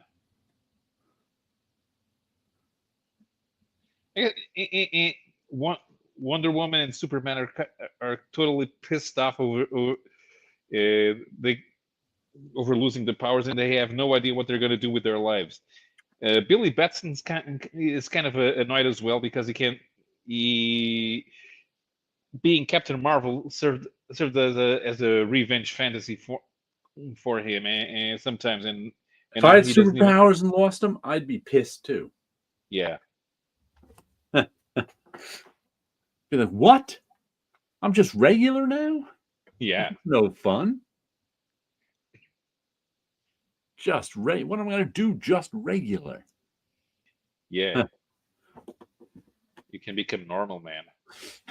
Normal Man. I've always meant to reread Valentino's Normal Man, but I never have. Have you ever read that? No. I know there's a big collected edition with everything. I still have the original issues that I bought when they first came out in the I don't remember if that was the early 80s or mid 80s or when. But I bought it as it came out. Which is why I was shocked in the early 90s when he became like a Marvel fan favorite artist. I was like, what? Yeah. How did that happen? Because I hadn't seen his work in a few years. Because I don't think he'd been around. Yeah, he didn't really become a fan favorite. I mean, the Image guys. He was. I mean, I'm not saying he was Jim Lee. Right. I'm not saying he was Todd McFarlane. I'm saying that Guardians of the Galaxy was selling real well, and he was the next tier of fan favorite artist briefly, just because of Guardians of the Galaxy. Like not on the same level as he was. He was maybe on an Eric Larson level briefly. You know, Eric Larson wasn't one of those top guys either. But Larson and Valentino kind of came from the same place because they were doing those quasi superheroes in the early 80s before they became well known. Yeah, I don't know what Valentino was doing between, Normal Man and Guardians of the Galaxy. I remember one book he put out called Valentino, which was, he was, an autobiographical cartoonist briefly. He did a bunch of what ifs because I remember I read the what if Wonder Man hadn't died, which was the first time I saw his art, and I read that in the Brazilian edition. Because his Normal Man was cartoony. Right.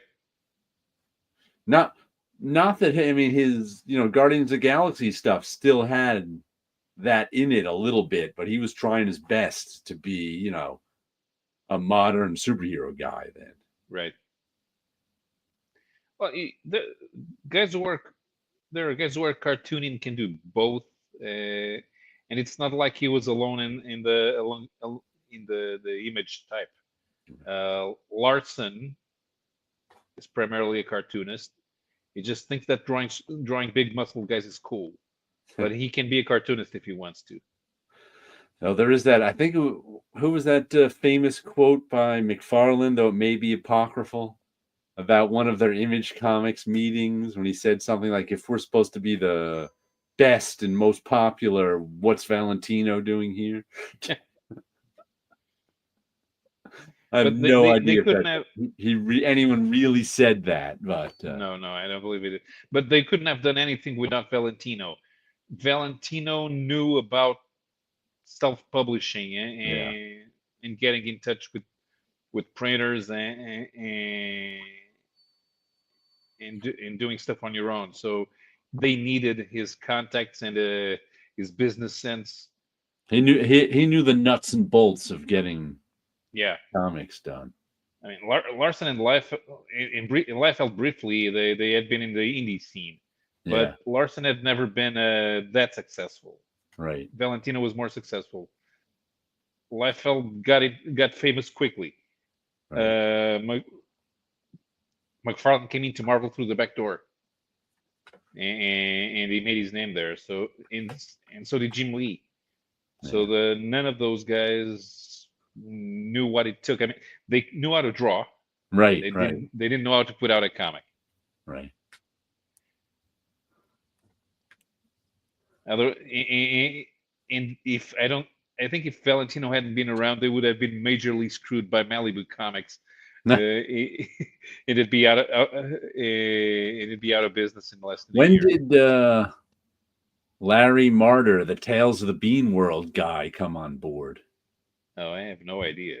Because he was one of he did a comic called Tales of the Bean World, but he was one of the behind the scenes guys at Image in the 90s. I don't know if he was there from the beginning or he came on, because I think he was, some kind of publisher who, published his own comic, but then was on. But I think he was even Image's publisher briefly in the late 90s. Yeah. He might still be there in some capacity.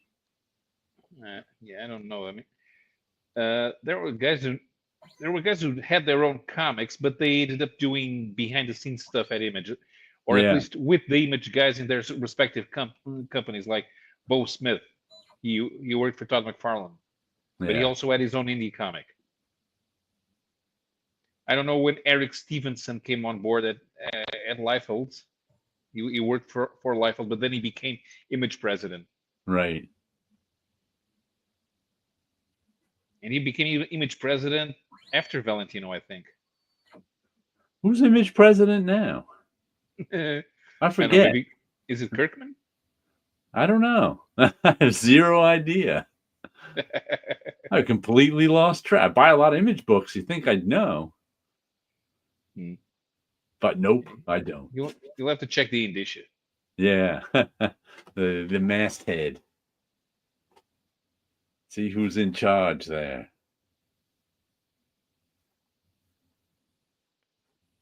There was this other guy who also worked for Liefeld. Can't remember his name.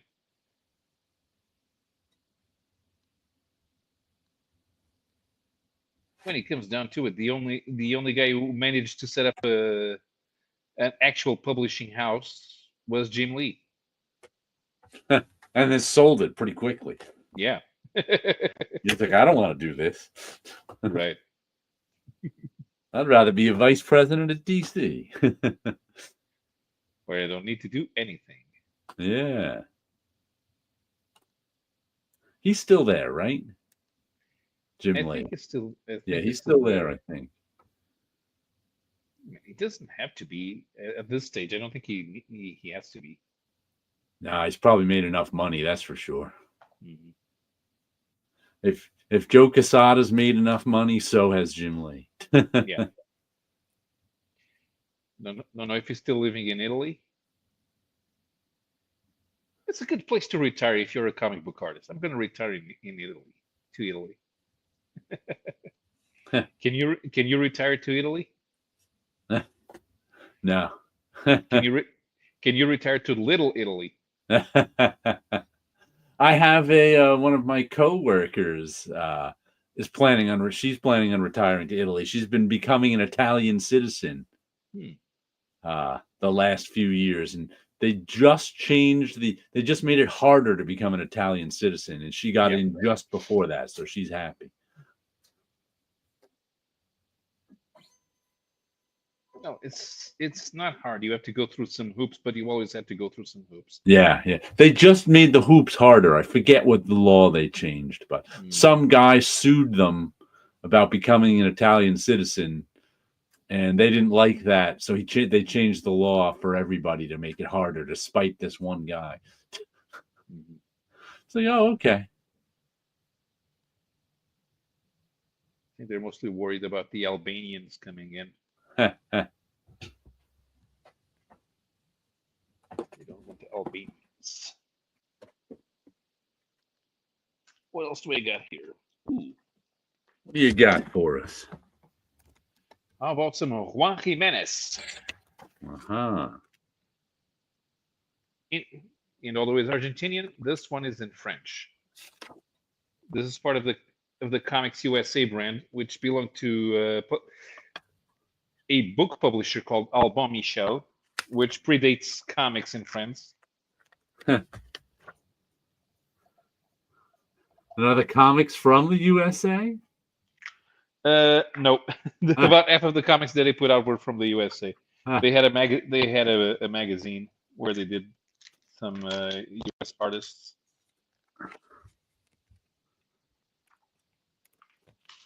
And it's mostly sci-fi stuff. Uh-huh. Jimenez was part of of a group of Argentinians who became known in Europe. They came in through the Scorpio pipeline from when Hugo Pratt moved from Italy to Argentina. He met up with Hector Osterheld and Solana Lopez, and he did stuff there. And then when he came back to Italy, he brought over stuff from Scorpio magazine, set up an Italian version. And Jimenez and his usual writer, Ricardo Barrero, came along. But this is heavy metal type stuff. Uh-huh. Even this one is a collection, sort of a collection of short stories.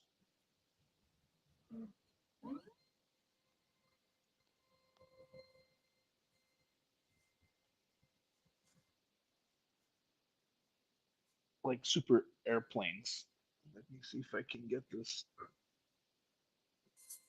Oh. They had the Barrero and the Jimenez had an aviation comic called As de Pique, Ace of Spades.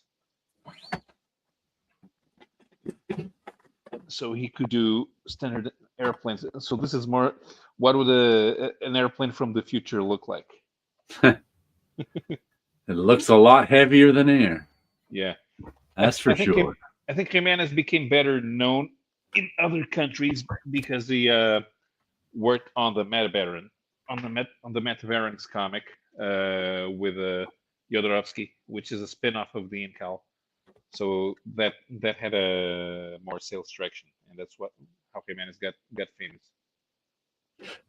I just put some Metabarons comics on my iPad to see if I can read them someday. Okay.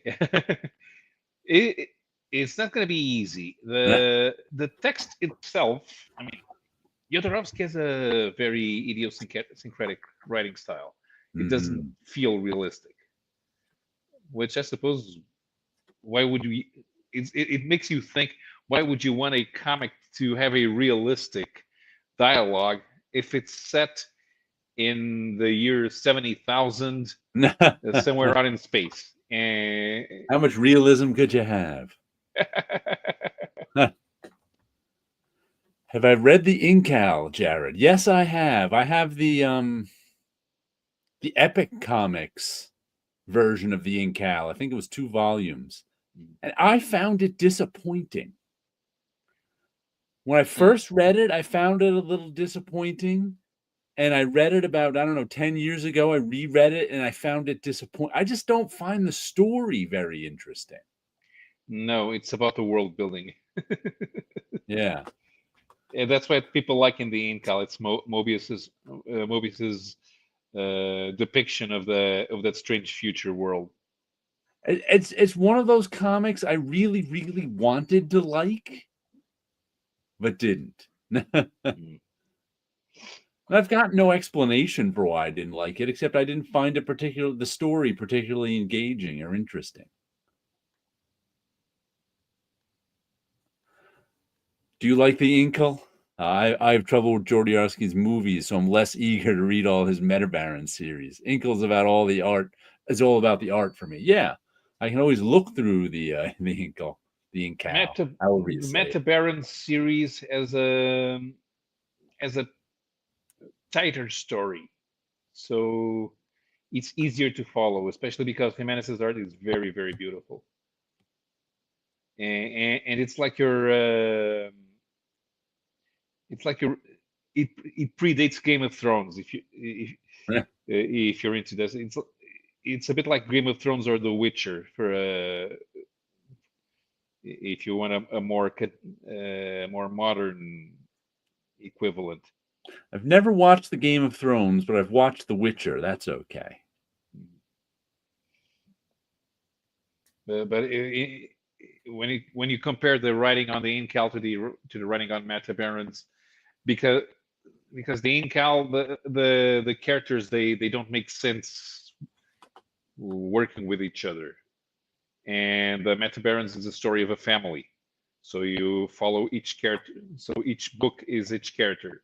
They don't care, but they're the descendants of the previous one. So you end up following the family, and it's easier to understand because you have an anchor, which is those are all the ancestors of the Metabaron. So you know that you're getting to the Metabaron from there.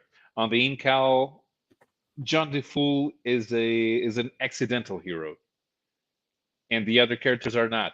They have purpose. So you have John DeFool always running around. What am I doing here? But I have to be because the Incal is inside of me.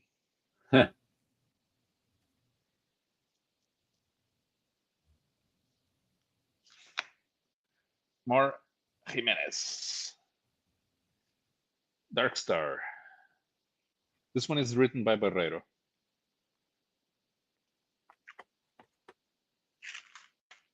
This pages get stuck. This came out in 1993 in France, but it's a reprint of the original 1981 story.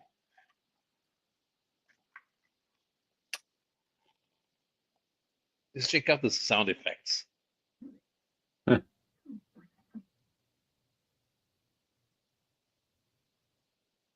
Bow, bow, bow, bow, bow, bow, bow.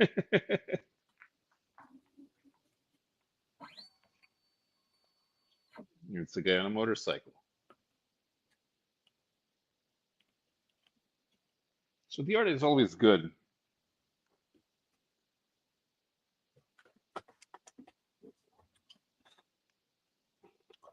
And here they are out in space.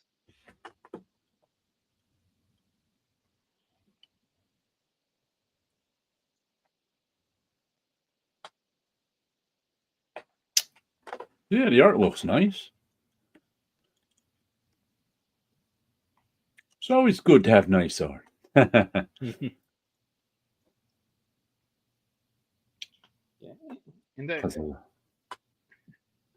Nice sound effects. Reminds me of reading Mobius saying you should always do your own lettering as part of the art. Yeah. Yeah. I can understand that. Well, the sound effects, you should be the one drawing them. You shouldn't let somebody else draw the sound effects. The lettering, ultimately it's immaterial because a lot of these guys know that they want to get published abroad. So somebody else will be translating, and not all of them will be interested in doing a take on your lettering style. And a lot of artists also will like pencil in the sound effects and let the letterer actually make the sound effects sometimes. I've seen that. Because they don't want to, the letterers better at doing sound effects than they are. So they'll rough in where the sound effects go, and then the letterer will letter it. Well, I don't know how much that happens now with everything being digital. Right. You can draw your stuff, and so let me put a pow in here. And somebody like Walter Simonson always drew in some of his own sound effects. Like when he was making it part of the drawing, he would, but not all the time. I guess it depended on how much time he had. Yeah.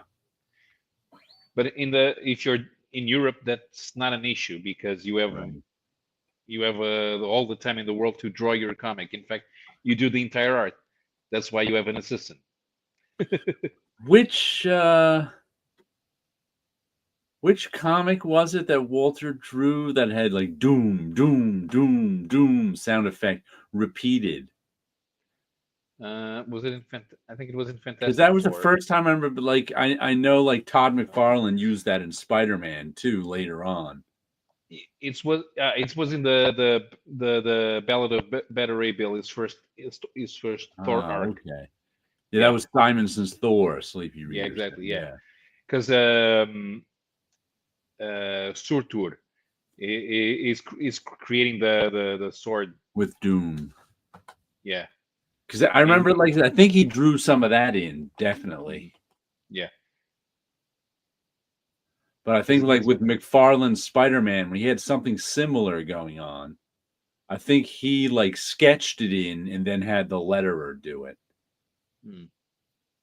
If memory serves. Yeah, but I remember that scene. It was cool because Surtur was drawing the sword that was going to destroy Asgard, and but you never saw Surtur. You just saw his arm going down and hitting the sword. Doom, doom. Right. It was great foreshadowing. Yeah, yeah. I remember liking that. I was like, ooh, good use of sound effects. Like I said, I think he drew some of those in too. But I guess to him at that time it must have been necessary, because if you are doing it as part of the story, as a tool for foreshadowing, you have to make sure that the sound effect is part of the action. So you can't just write something, put Doom here. No, you got to do it yourself, and you have to have your own font and make sure that people know what the noise really sounds like. It's not just a path. It's I can't remember what sound effect that McFarlane used. It was one of his, when he was writing himself in the adjectiveless Spider-Man. I think he did that in one of those like first 6 issues. He did something like that. Can't remember. I can't remember either. It sounds vaguely familiar, but I actually can't remember exactly. It would be in Spider-Man Torment. I think that's what they named the first trade paperback of Todd's stuff. So the sound effect would be advantageous. When the writers don't know what the word means. His webbing advantageous. And the translator, the Brazilian translator, made it even funnier. Because when you use advantageous in that context, you're referring to your size.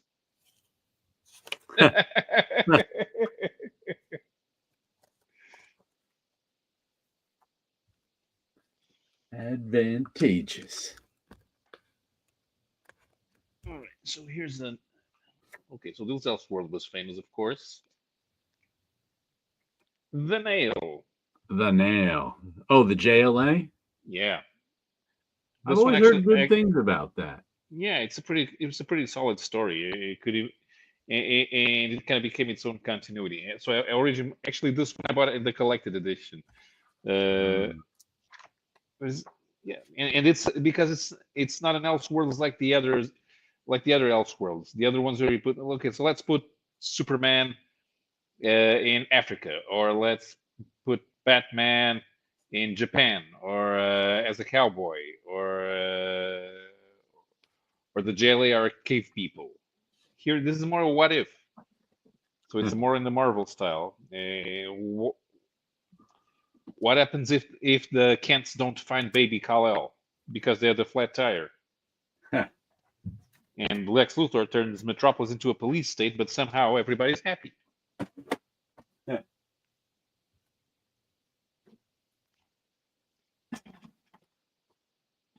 And of course, Jimmy Olsen is a complete asshole again. And everybody hates the superheroes.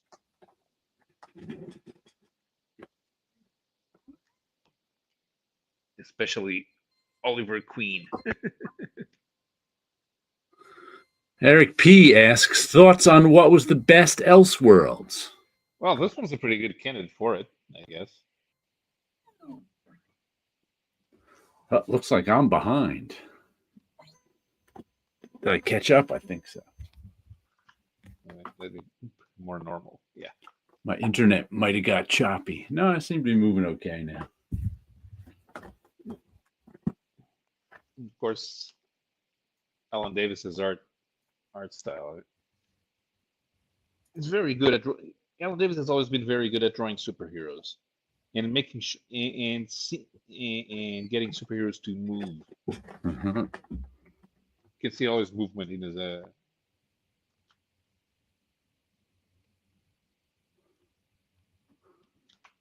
and of course there was the sequel, Another Nail. Not as good as the first one, because now that they found Superman, of course they put him in the JLA. The thing is, Superman isn't quite Superman, because instead of growing up with the Kents, he grew up with the Amish. Huh. So you have someone who's dressed as a symbol, but he doesn't know how to act as a symbol, because he's used to being in the Amish. He doesn't want to stand out. Another Nail for My Heart. Is that Squeeze? Another nail for my heart. I can't remember. And they ended up using more of the other superheroes in here, because they're all stuck on Earth. Either they're stuck on Earth or they're stuck outside Earth, like the Green Lanterns. Alan Davis always left me a little cold. I don't know why. That's funny. I always found Alan Davis to have a very magnetic style, and he can do.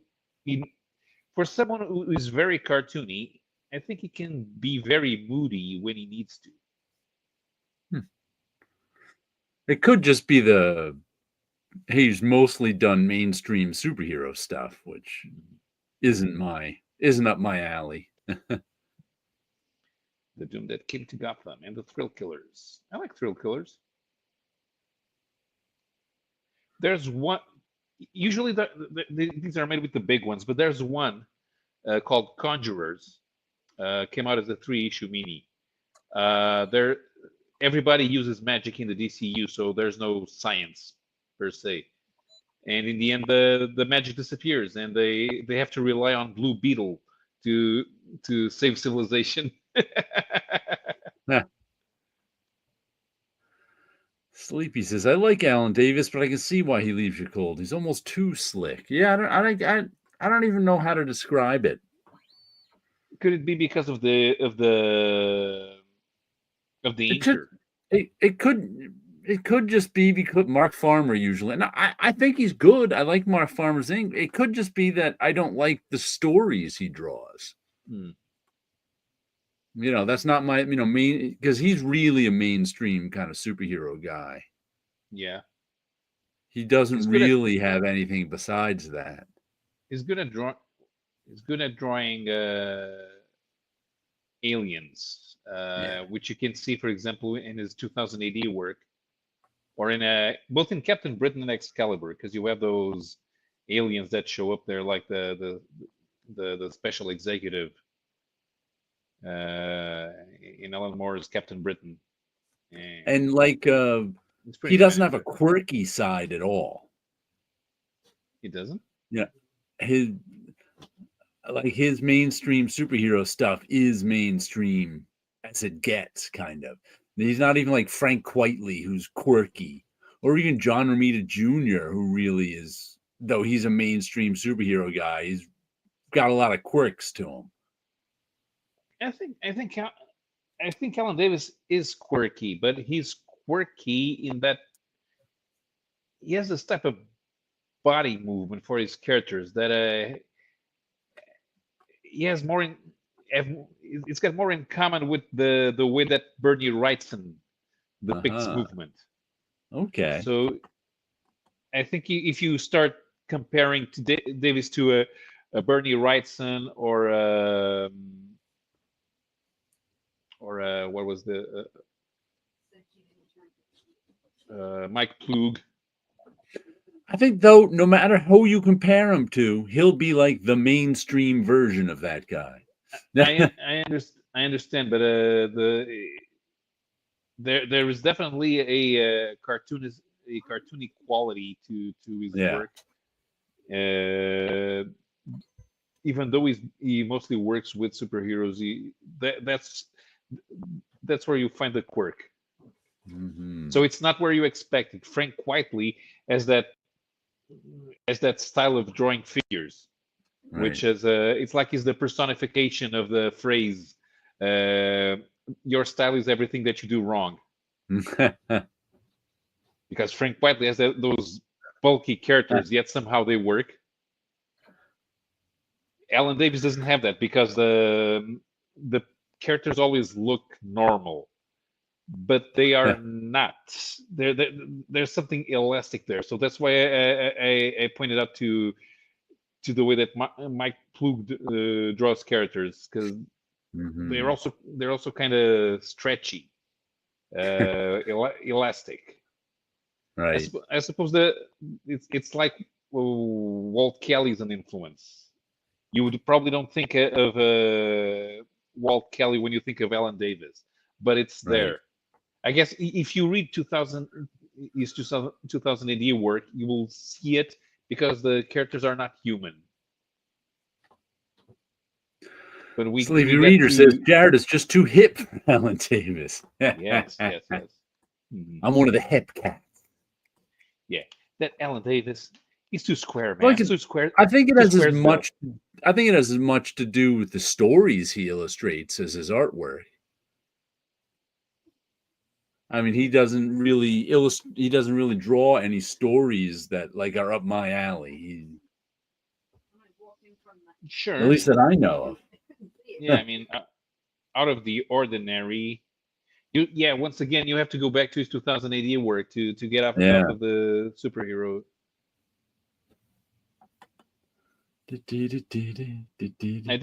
I do have the Orange Quench, which is funny. I think they're trying to do a BBC comedy with aliens who destroy stuff for fun.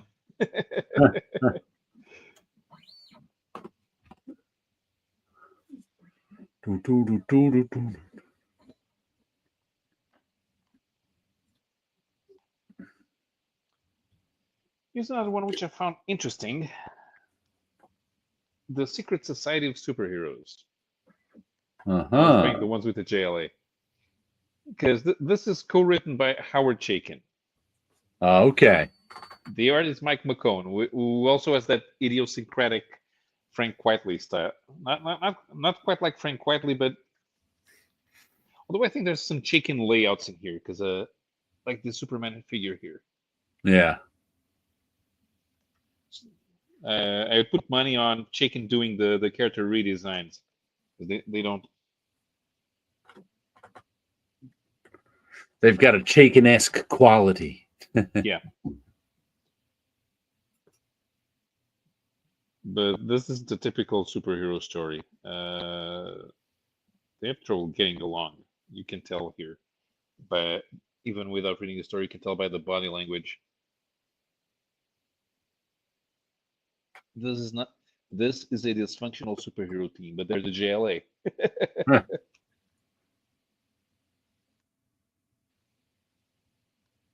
And there was the one, and there was the two. So that's one thing. That's what made it easier to want to pick up these, because there's usually a one shot or 2 or 3 issue mini series, and then you're done. It's not open ended. I guess what they wanted was the notion that they wanted to write a story with the DC characters, and sometimes you just gotta kill some of them, which you can't if you're doing mainstream. Right. I think that's the reason why some people wanted to do what ifs, because in the what ifs, all rules are out. You can kill everyone that you want. Like it. That's why I always say I think one of the most influential comics is Days of Future Past.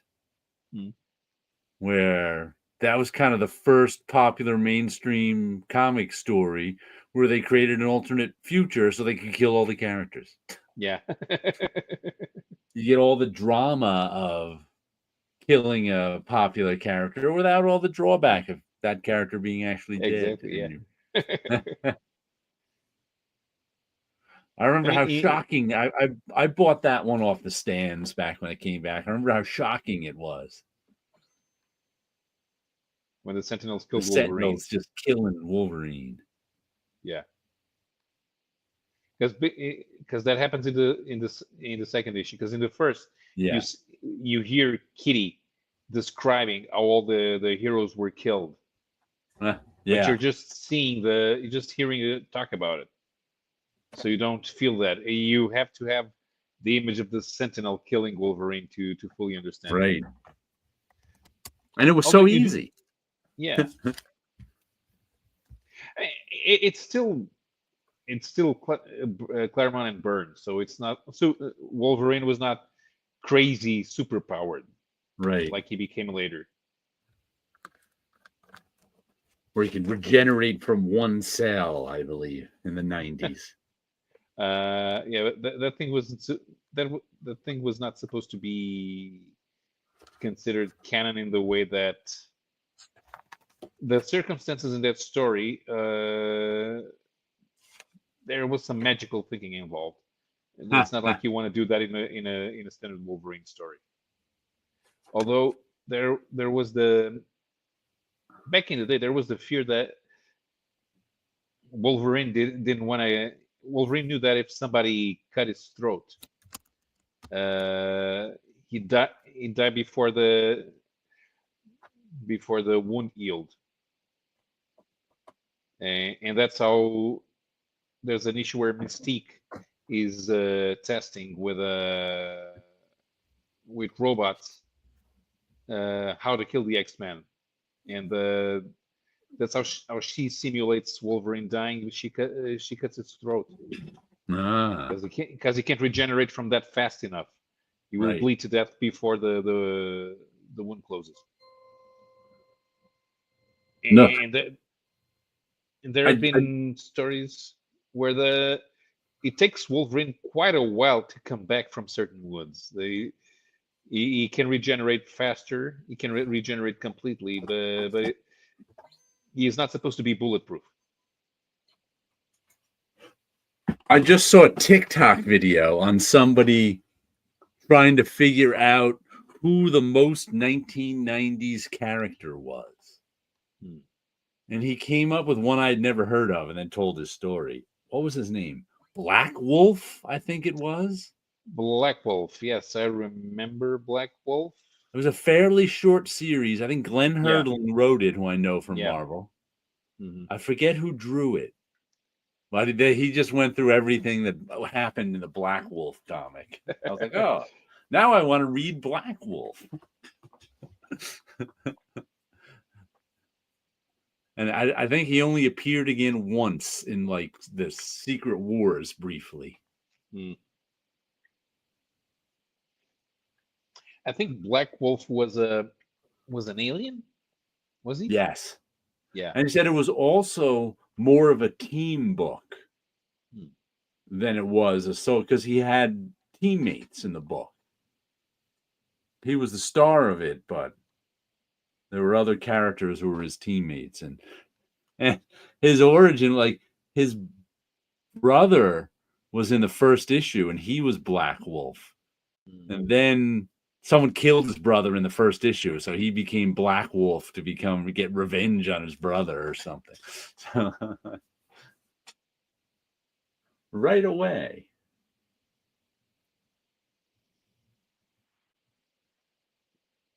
But there were. Who do I think is the most 90s character? Yeah, I couldn't tell you. I didn't read that many in the 90s.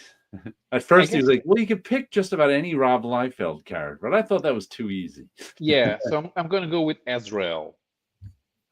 I think somebody in the comments section said that, too. He agreed with you. Because Azrael, he's got everything. He has the motivation, the violence, the losing control, and the costume having things that protrude from it going everywhere. Spawn is the most 90s character. Spawn is the most 90s character. No, I think Azrael is more 90s than Spawn. I think the guy who made the comment about Azrael also said something about him wanting to destroy regular characters like Batman or whoever. That was part of what made him 90s. Right. Spawn is a symbol of the 90s because it was so popular. He was popular, but when McFarlane got rid of the red in the costume, it was a good idea because it finally took him out of pretending to be a superhero, because that's not Spawn. Ultimately, the problem with Spawn is that Todd McFarlane was never smart enough to do a take on Faust in a comic book. So he had to go with the visual aspect. So I guess Spawn was mischaracterized the whole time because his creator had no actual plan on where he was supposed to go. What? He had a countdown and everything.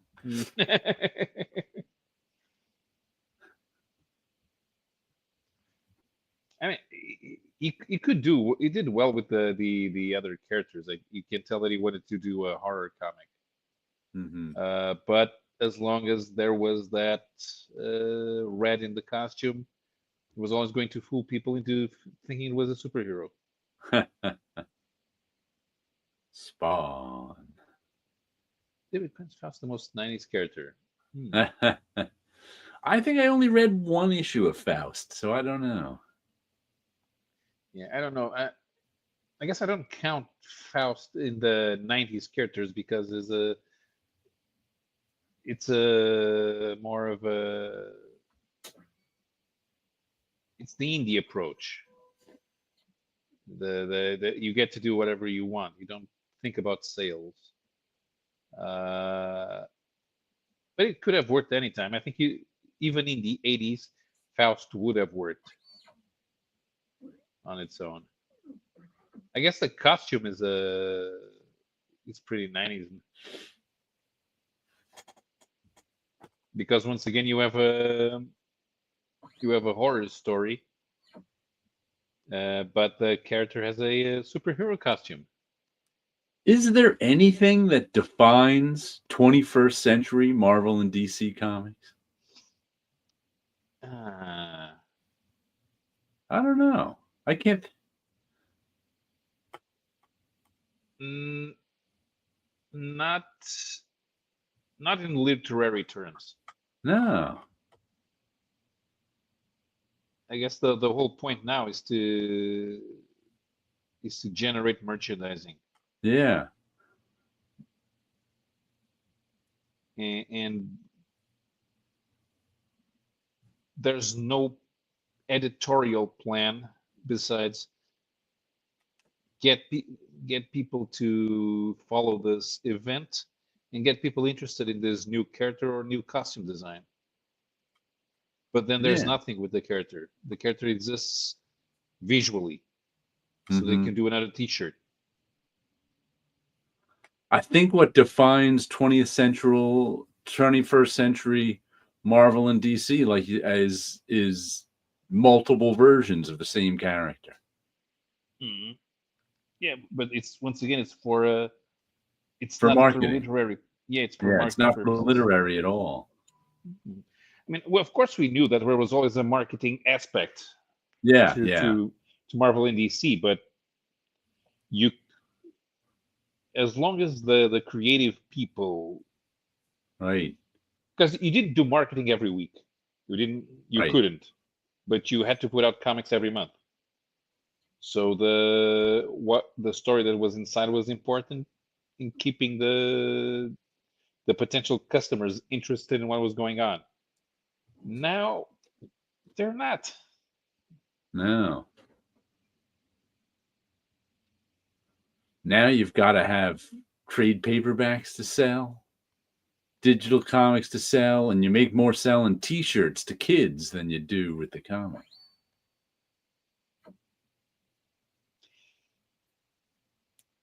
Yeah, but there are still good individual comics.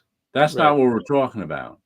Yeah, so the idea would be in 1984, if you picked up every comic set in the Marvel Universe, some would be better than others, but you would have an understanding of how the Marvel Universe operates, and the point of each character in the universe in which they operate.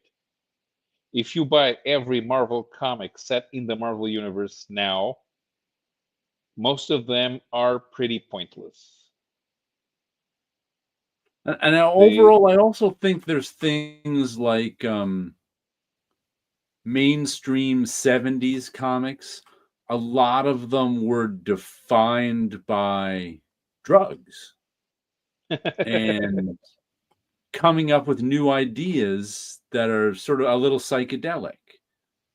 And 80s sort of Marvel and DC comics are all about reaching for the stars, especially in a literary sense.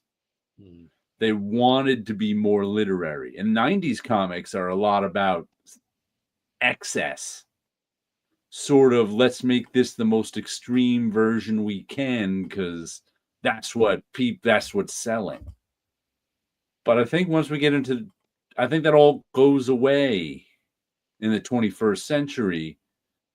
And like I said, individual comics may be good or bad, but overall it all becomes about, well, let's create the female version of Wolverine. Let's create the Hispanic version of Spider-Man. Let's create the male version of Hawaii. You know, it becomes, we can use all these different characters to market in all these different directions. And I don't even, and it's, like I said, it's not even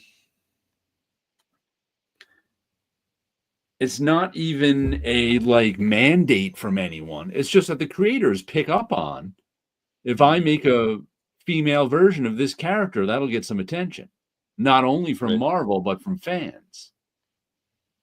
So that, I think, that is kind of what's been defining Marvel and DC for years now. And use whatever version of the if we kill off this version, if we kill off the original version of the character, don't worry, these 5 will take, I think these 5 will take its place. Everyone's been copying the death of Superman too.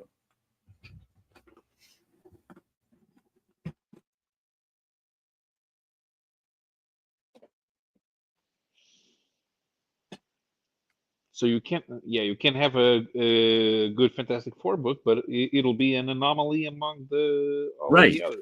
It'll be 100% up to the creators, who, and if those creators don't get good feedback in other jobs, they will be like, okay, well, let's create this alternate Fantastic Four.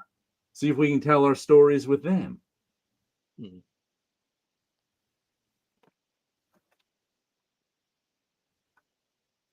So yeah, so that's why a few years ago you had a lot of people complain because it was obvious to the readers that it was not being sold to them as the reading experience.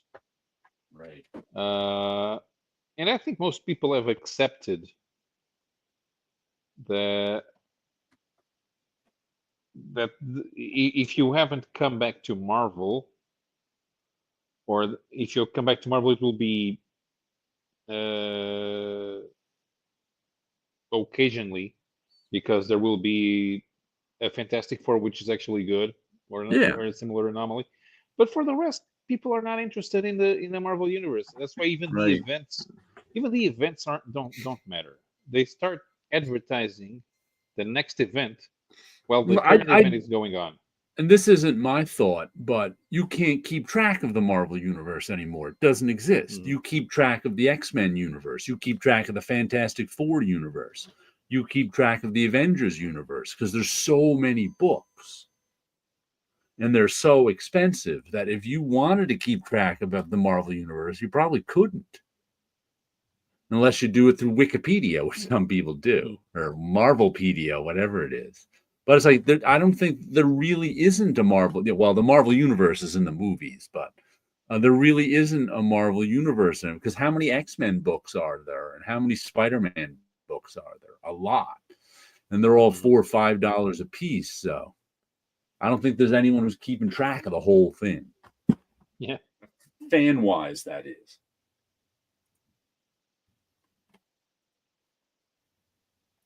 And if you try to do something like pointing out an error, which would get you a no prize back in the day. Hey, thanks for fixing our continuity mistake, faithful reader. Now they get, what continuity mistake? We do whatever we want. Like those. Why are you being such a nerd? Those 2 X-Men books I got with the Chris Giarrusso covers, I bought them. They were solidly done. There was nothing wrong with them, but I didn't understand any of the nuance of what was going on. I don't know why the Louisiana X-Men are feuding with the Alaska X-Men. They even talked on the phone and they acknowledged the feud, but there was no explanation for it. So it's like you'd have to keep track of more than I do in order to even get. Like I said, I didn't really need that nuance, but so it's not like the comics were terrible, but there's just so there was 2 whole teams of X-Men, and those are only 2 X-Men books. There's another half dozen. So you'd have to read a lot of X-Men to keep track of everything. Which they expect you to do, but they don't expect you to keep track of all of Marvel. There's now 3 or 4 Marvel universes, the lines of books. In the team books, well, in the X-Men, more in the X-Men universe, because the Avengers kind of got stuck on the characters which are famous from the movies. Right. But the X-Men, they're trying to use each and every mutant who was created since the beginning in 1963, and get them all in the X-Men at the same time. And you can't have 1,000 characters running around. Yeah, it's funny. I really haven't heard anything about the Avengers since Conan joined the Lakes. Yeah. It's like that was the last era I remember hearing about the Avengers was when Conan was on the team. Yeah, nobody really cares what's going on in the current series. Yeah, I don't even know how many Avengers series there are. 3, I think. 3? There's a new West Coast Avengers which just came out, and they're doing it for nostalgia purposes. Mm-hmm. Because it's Iron Man's back in the Silver Centurion armor. They're gonna bring back the other characters who were with the team. So it'll probably last for 12 issues and then die off. I think there's an Avengers Assemble or book right now, but I'm not sure if it's a companion to the main one. And in the main one, I don't even know what they're doing. I got one Avengers issue recently with the one with the Scott Koblish cover. I don't even remember what went on in it. But it was only one issue. But Scott announced on his Facebook that he's going to be drawing his largest cover ever. And after he drew like that X-Men with 8 covers all strung together with all the X-Men characters, it's like, whoa, he's got one bigger than that, which we figure is probably the Avengers. So I'll be reading some more Avengers books after he finishes those covers.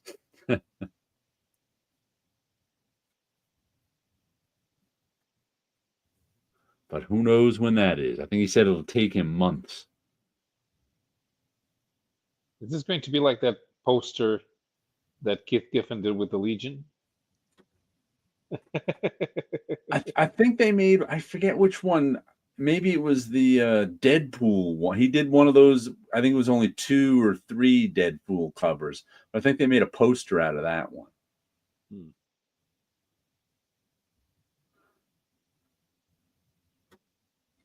I can't remember if I got that Deadpool one or not. I think it was really expensive. It was like a $10 or $12 comic. Right.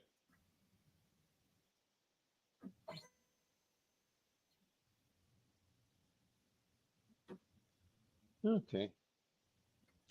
Oh, I guess we can wrap it up. Yeah.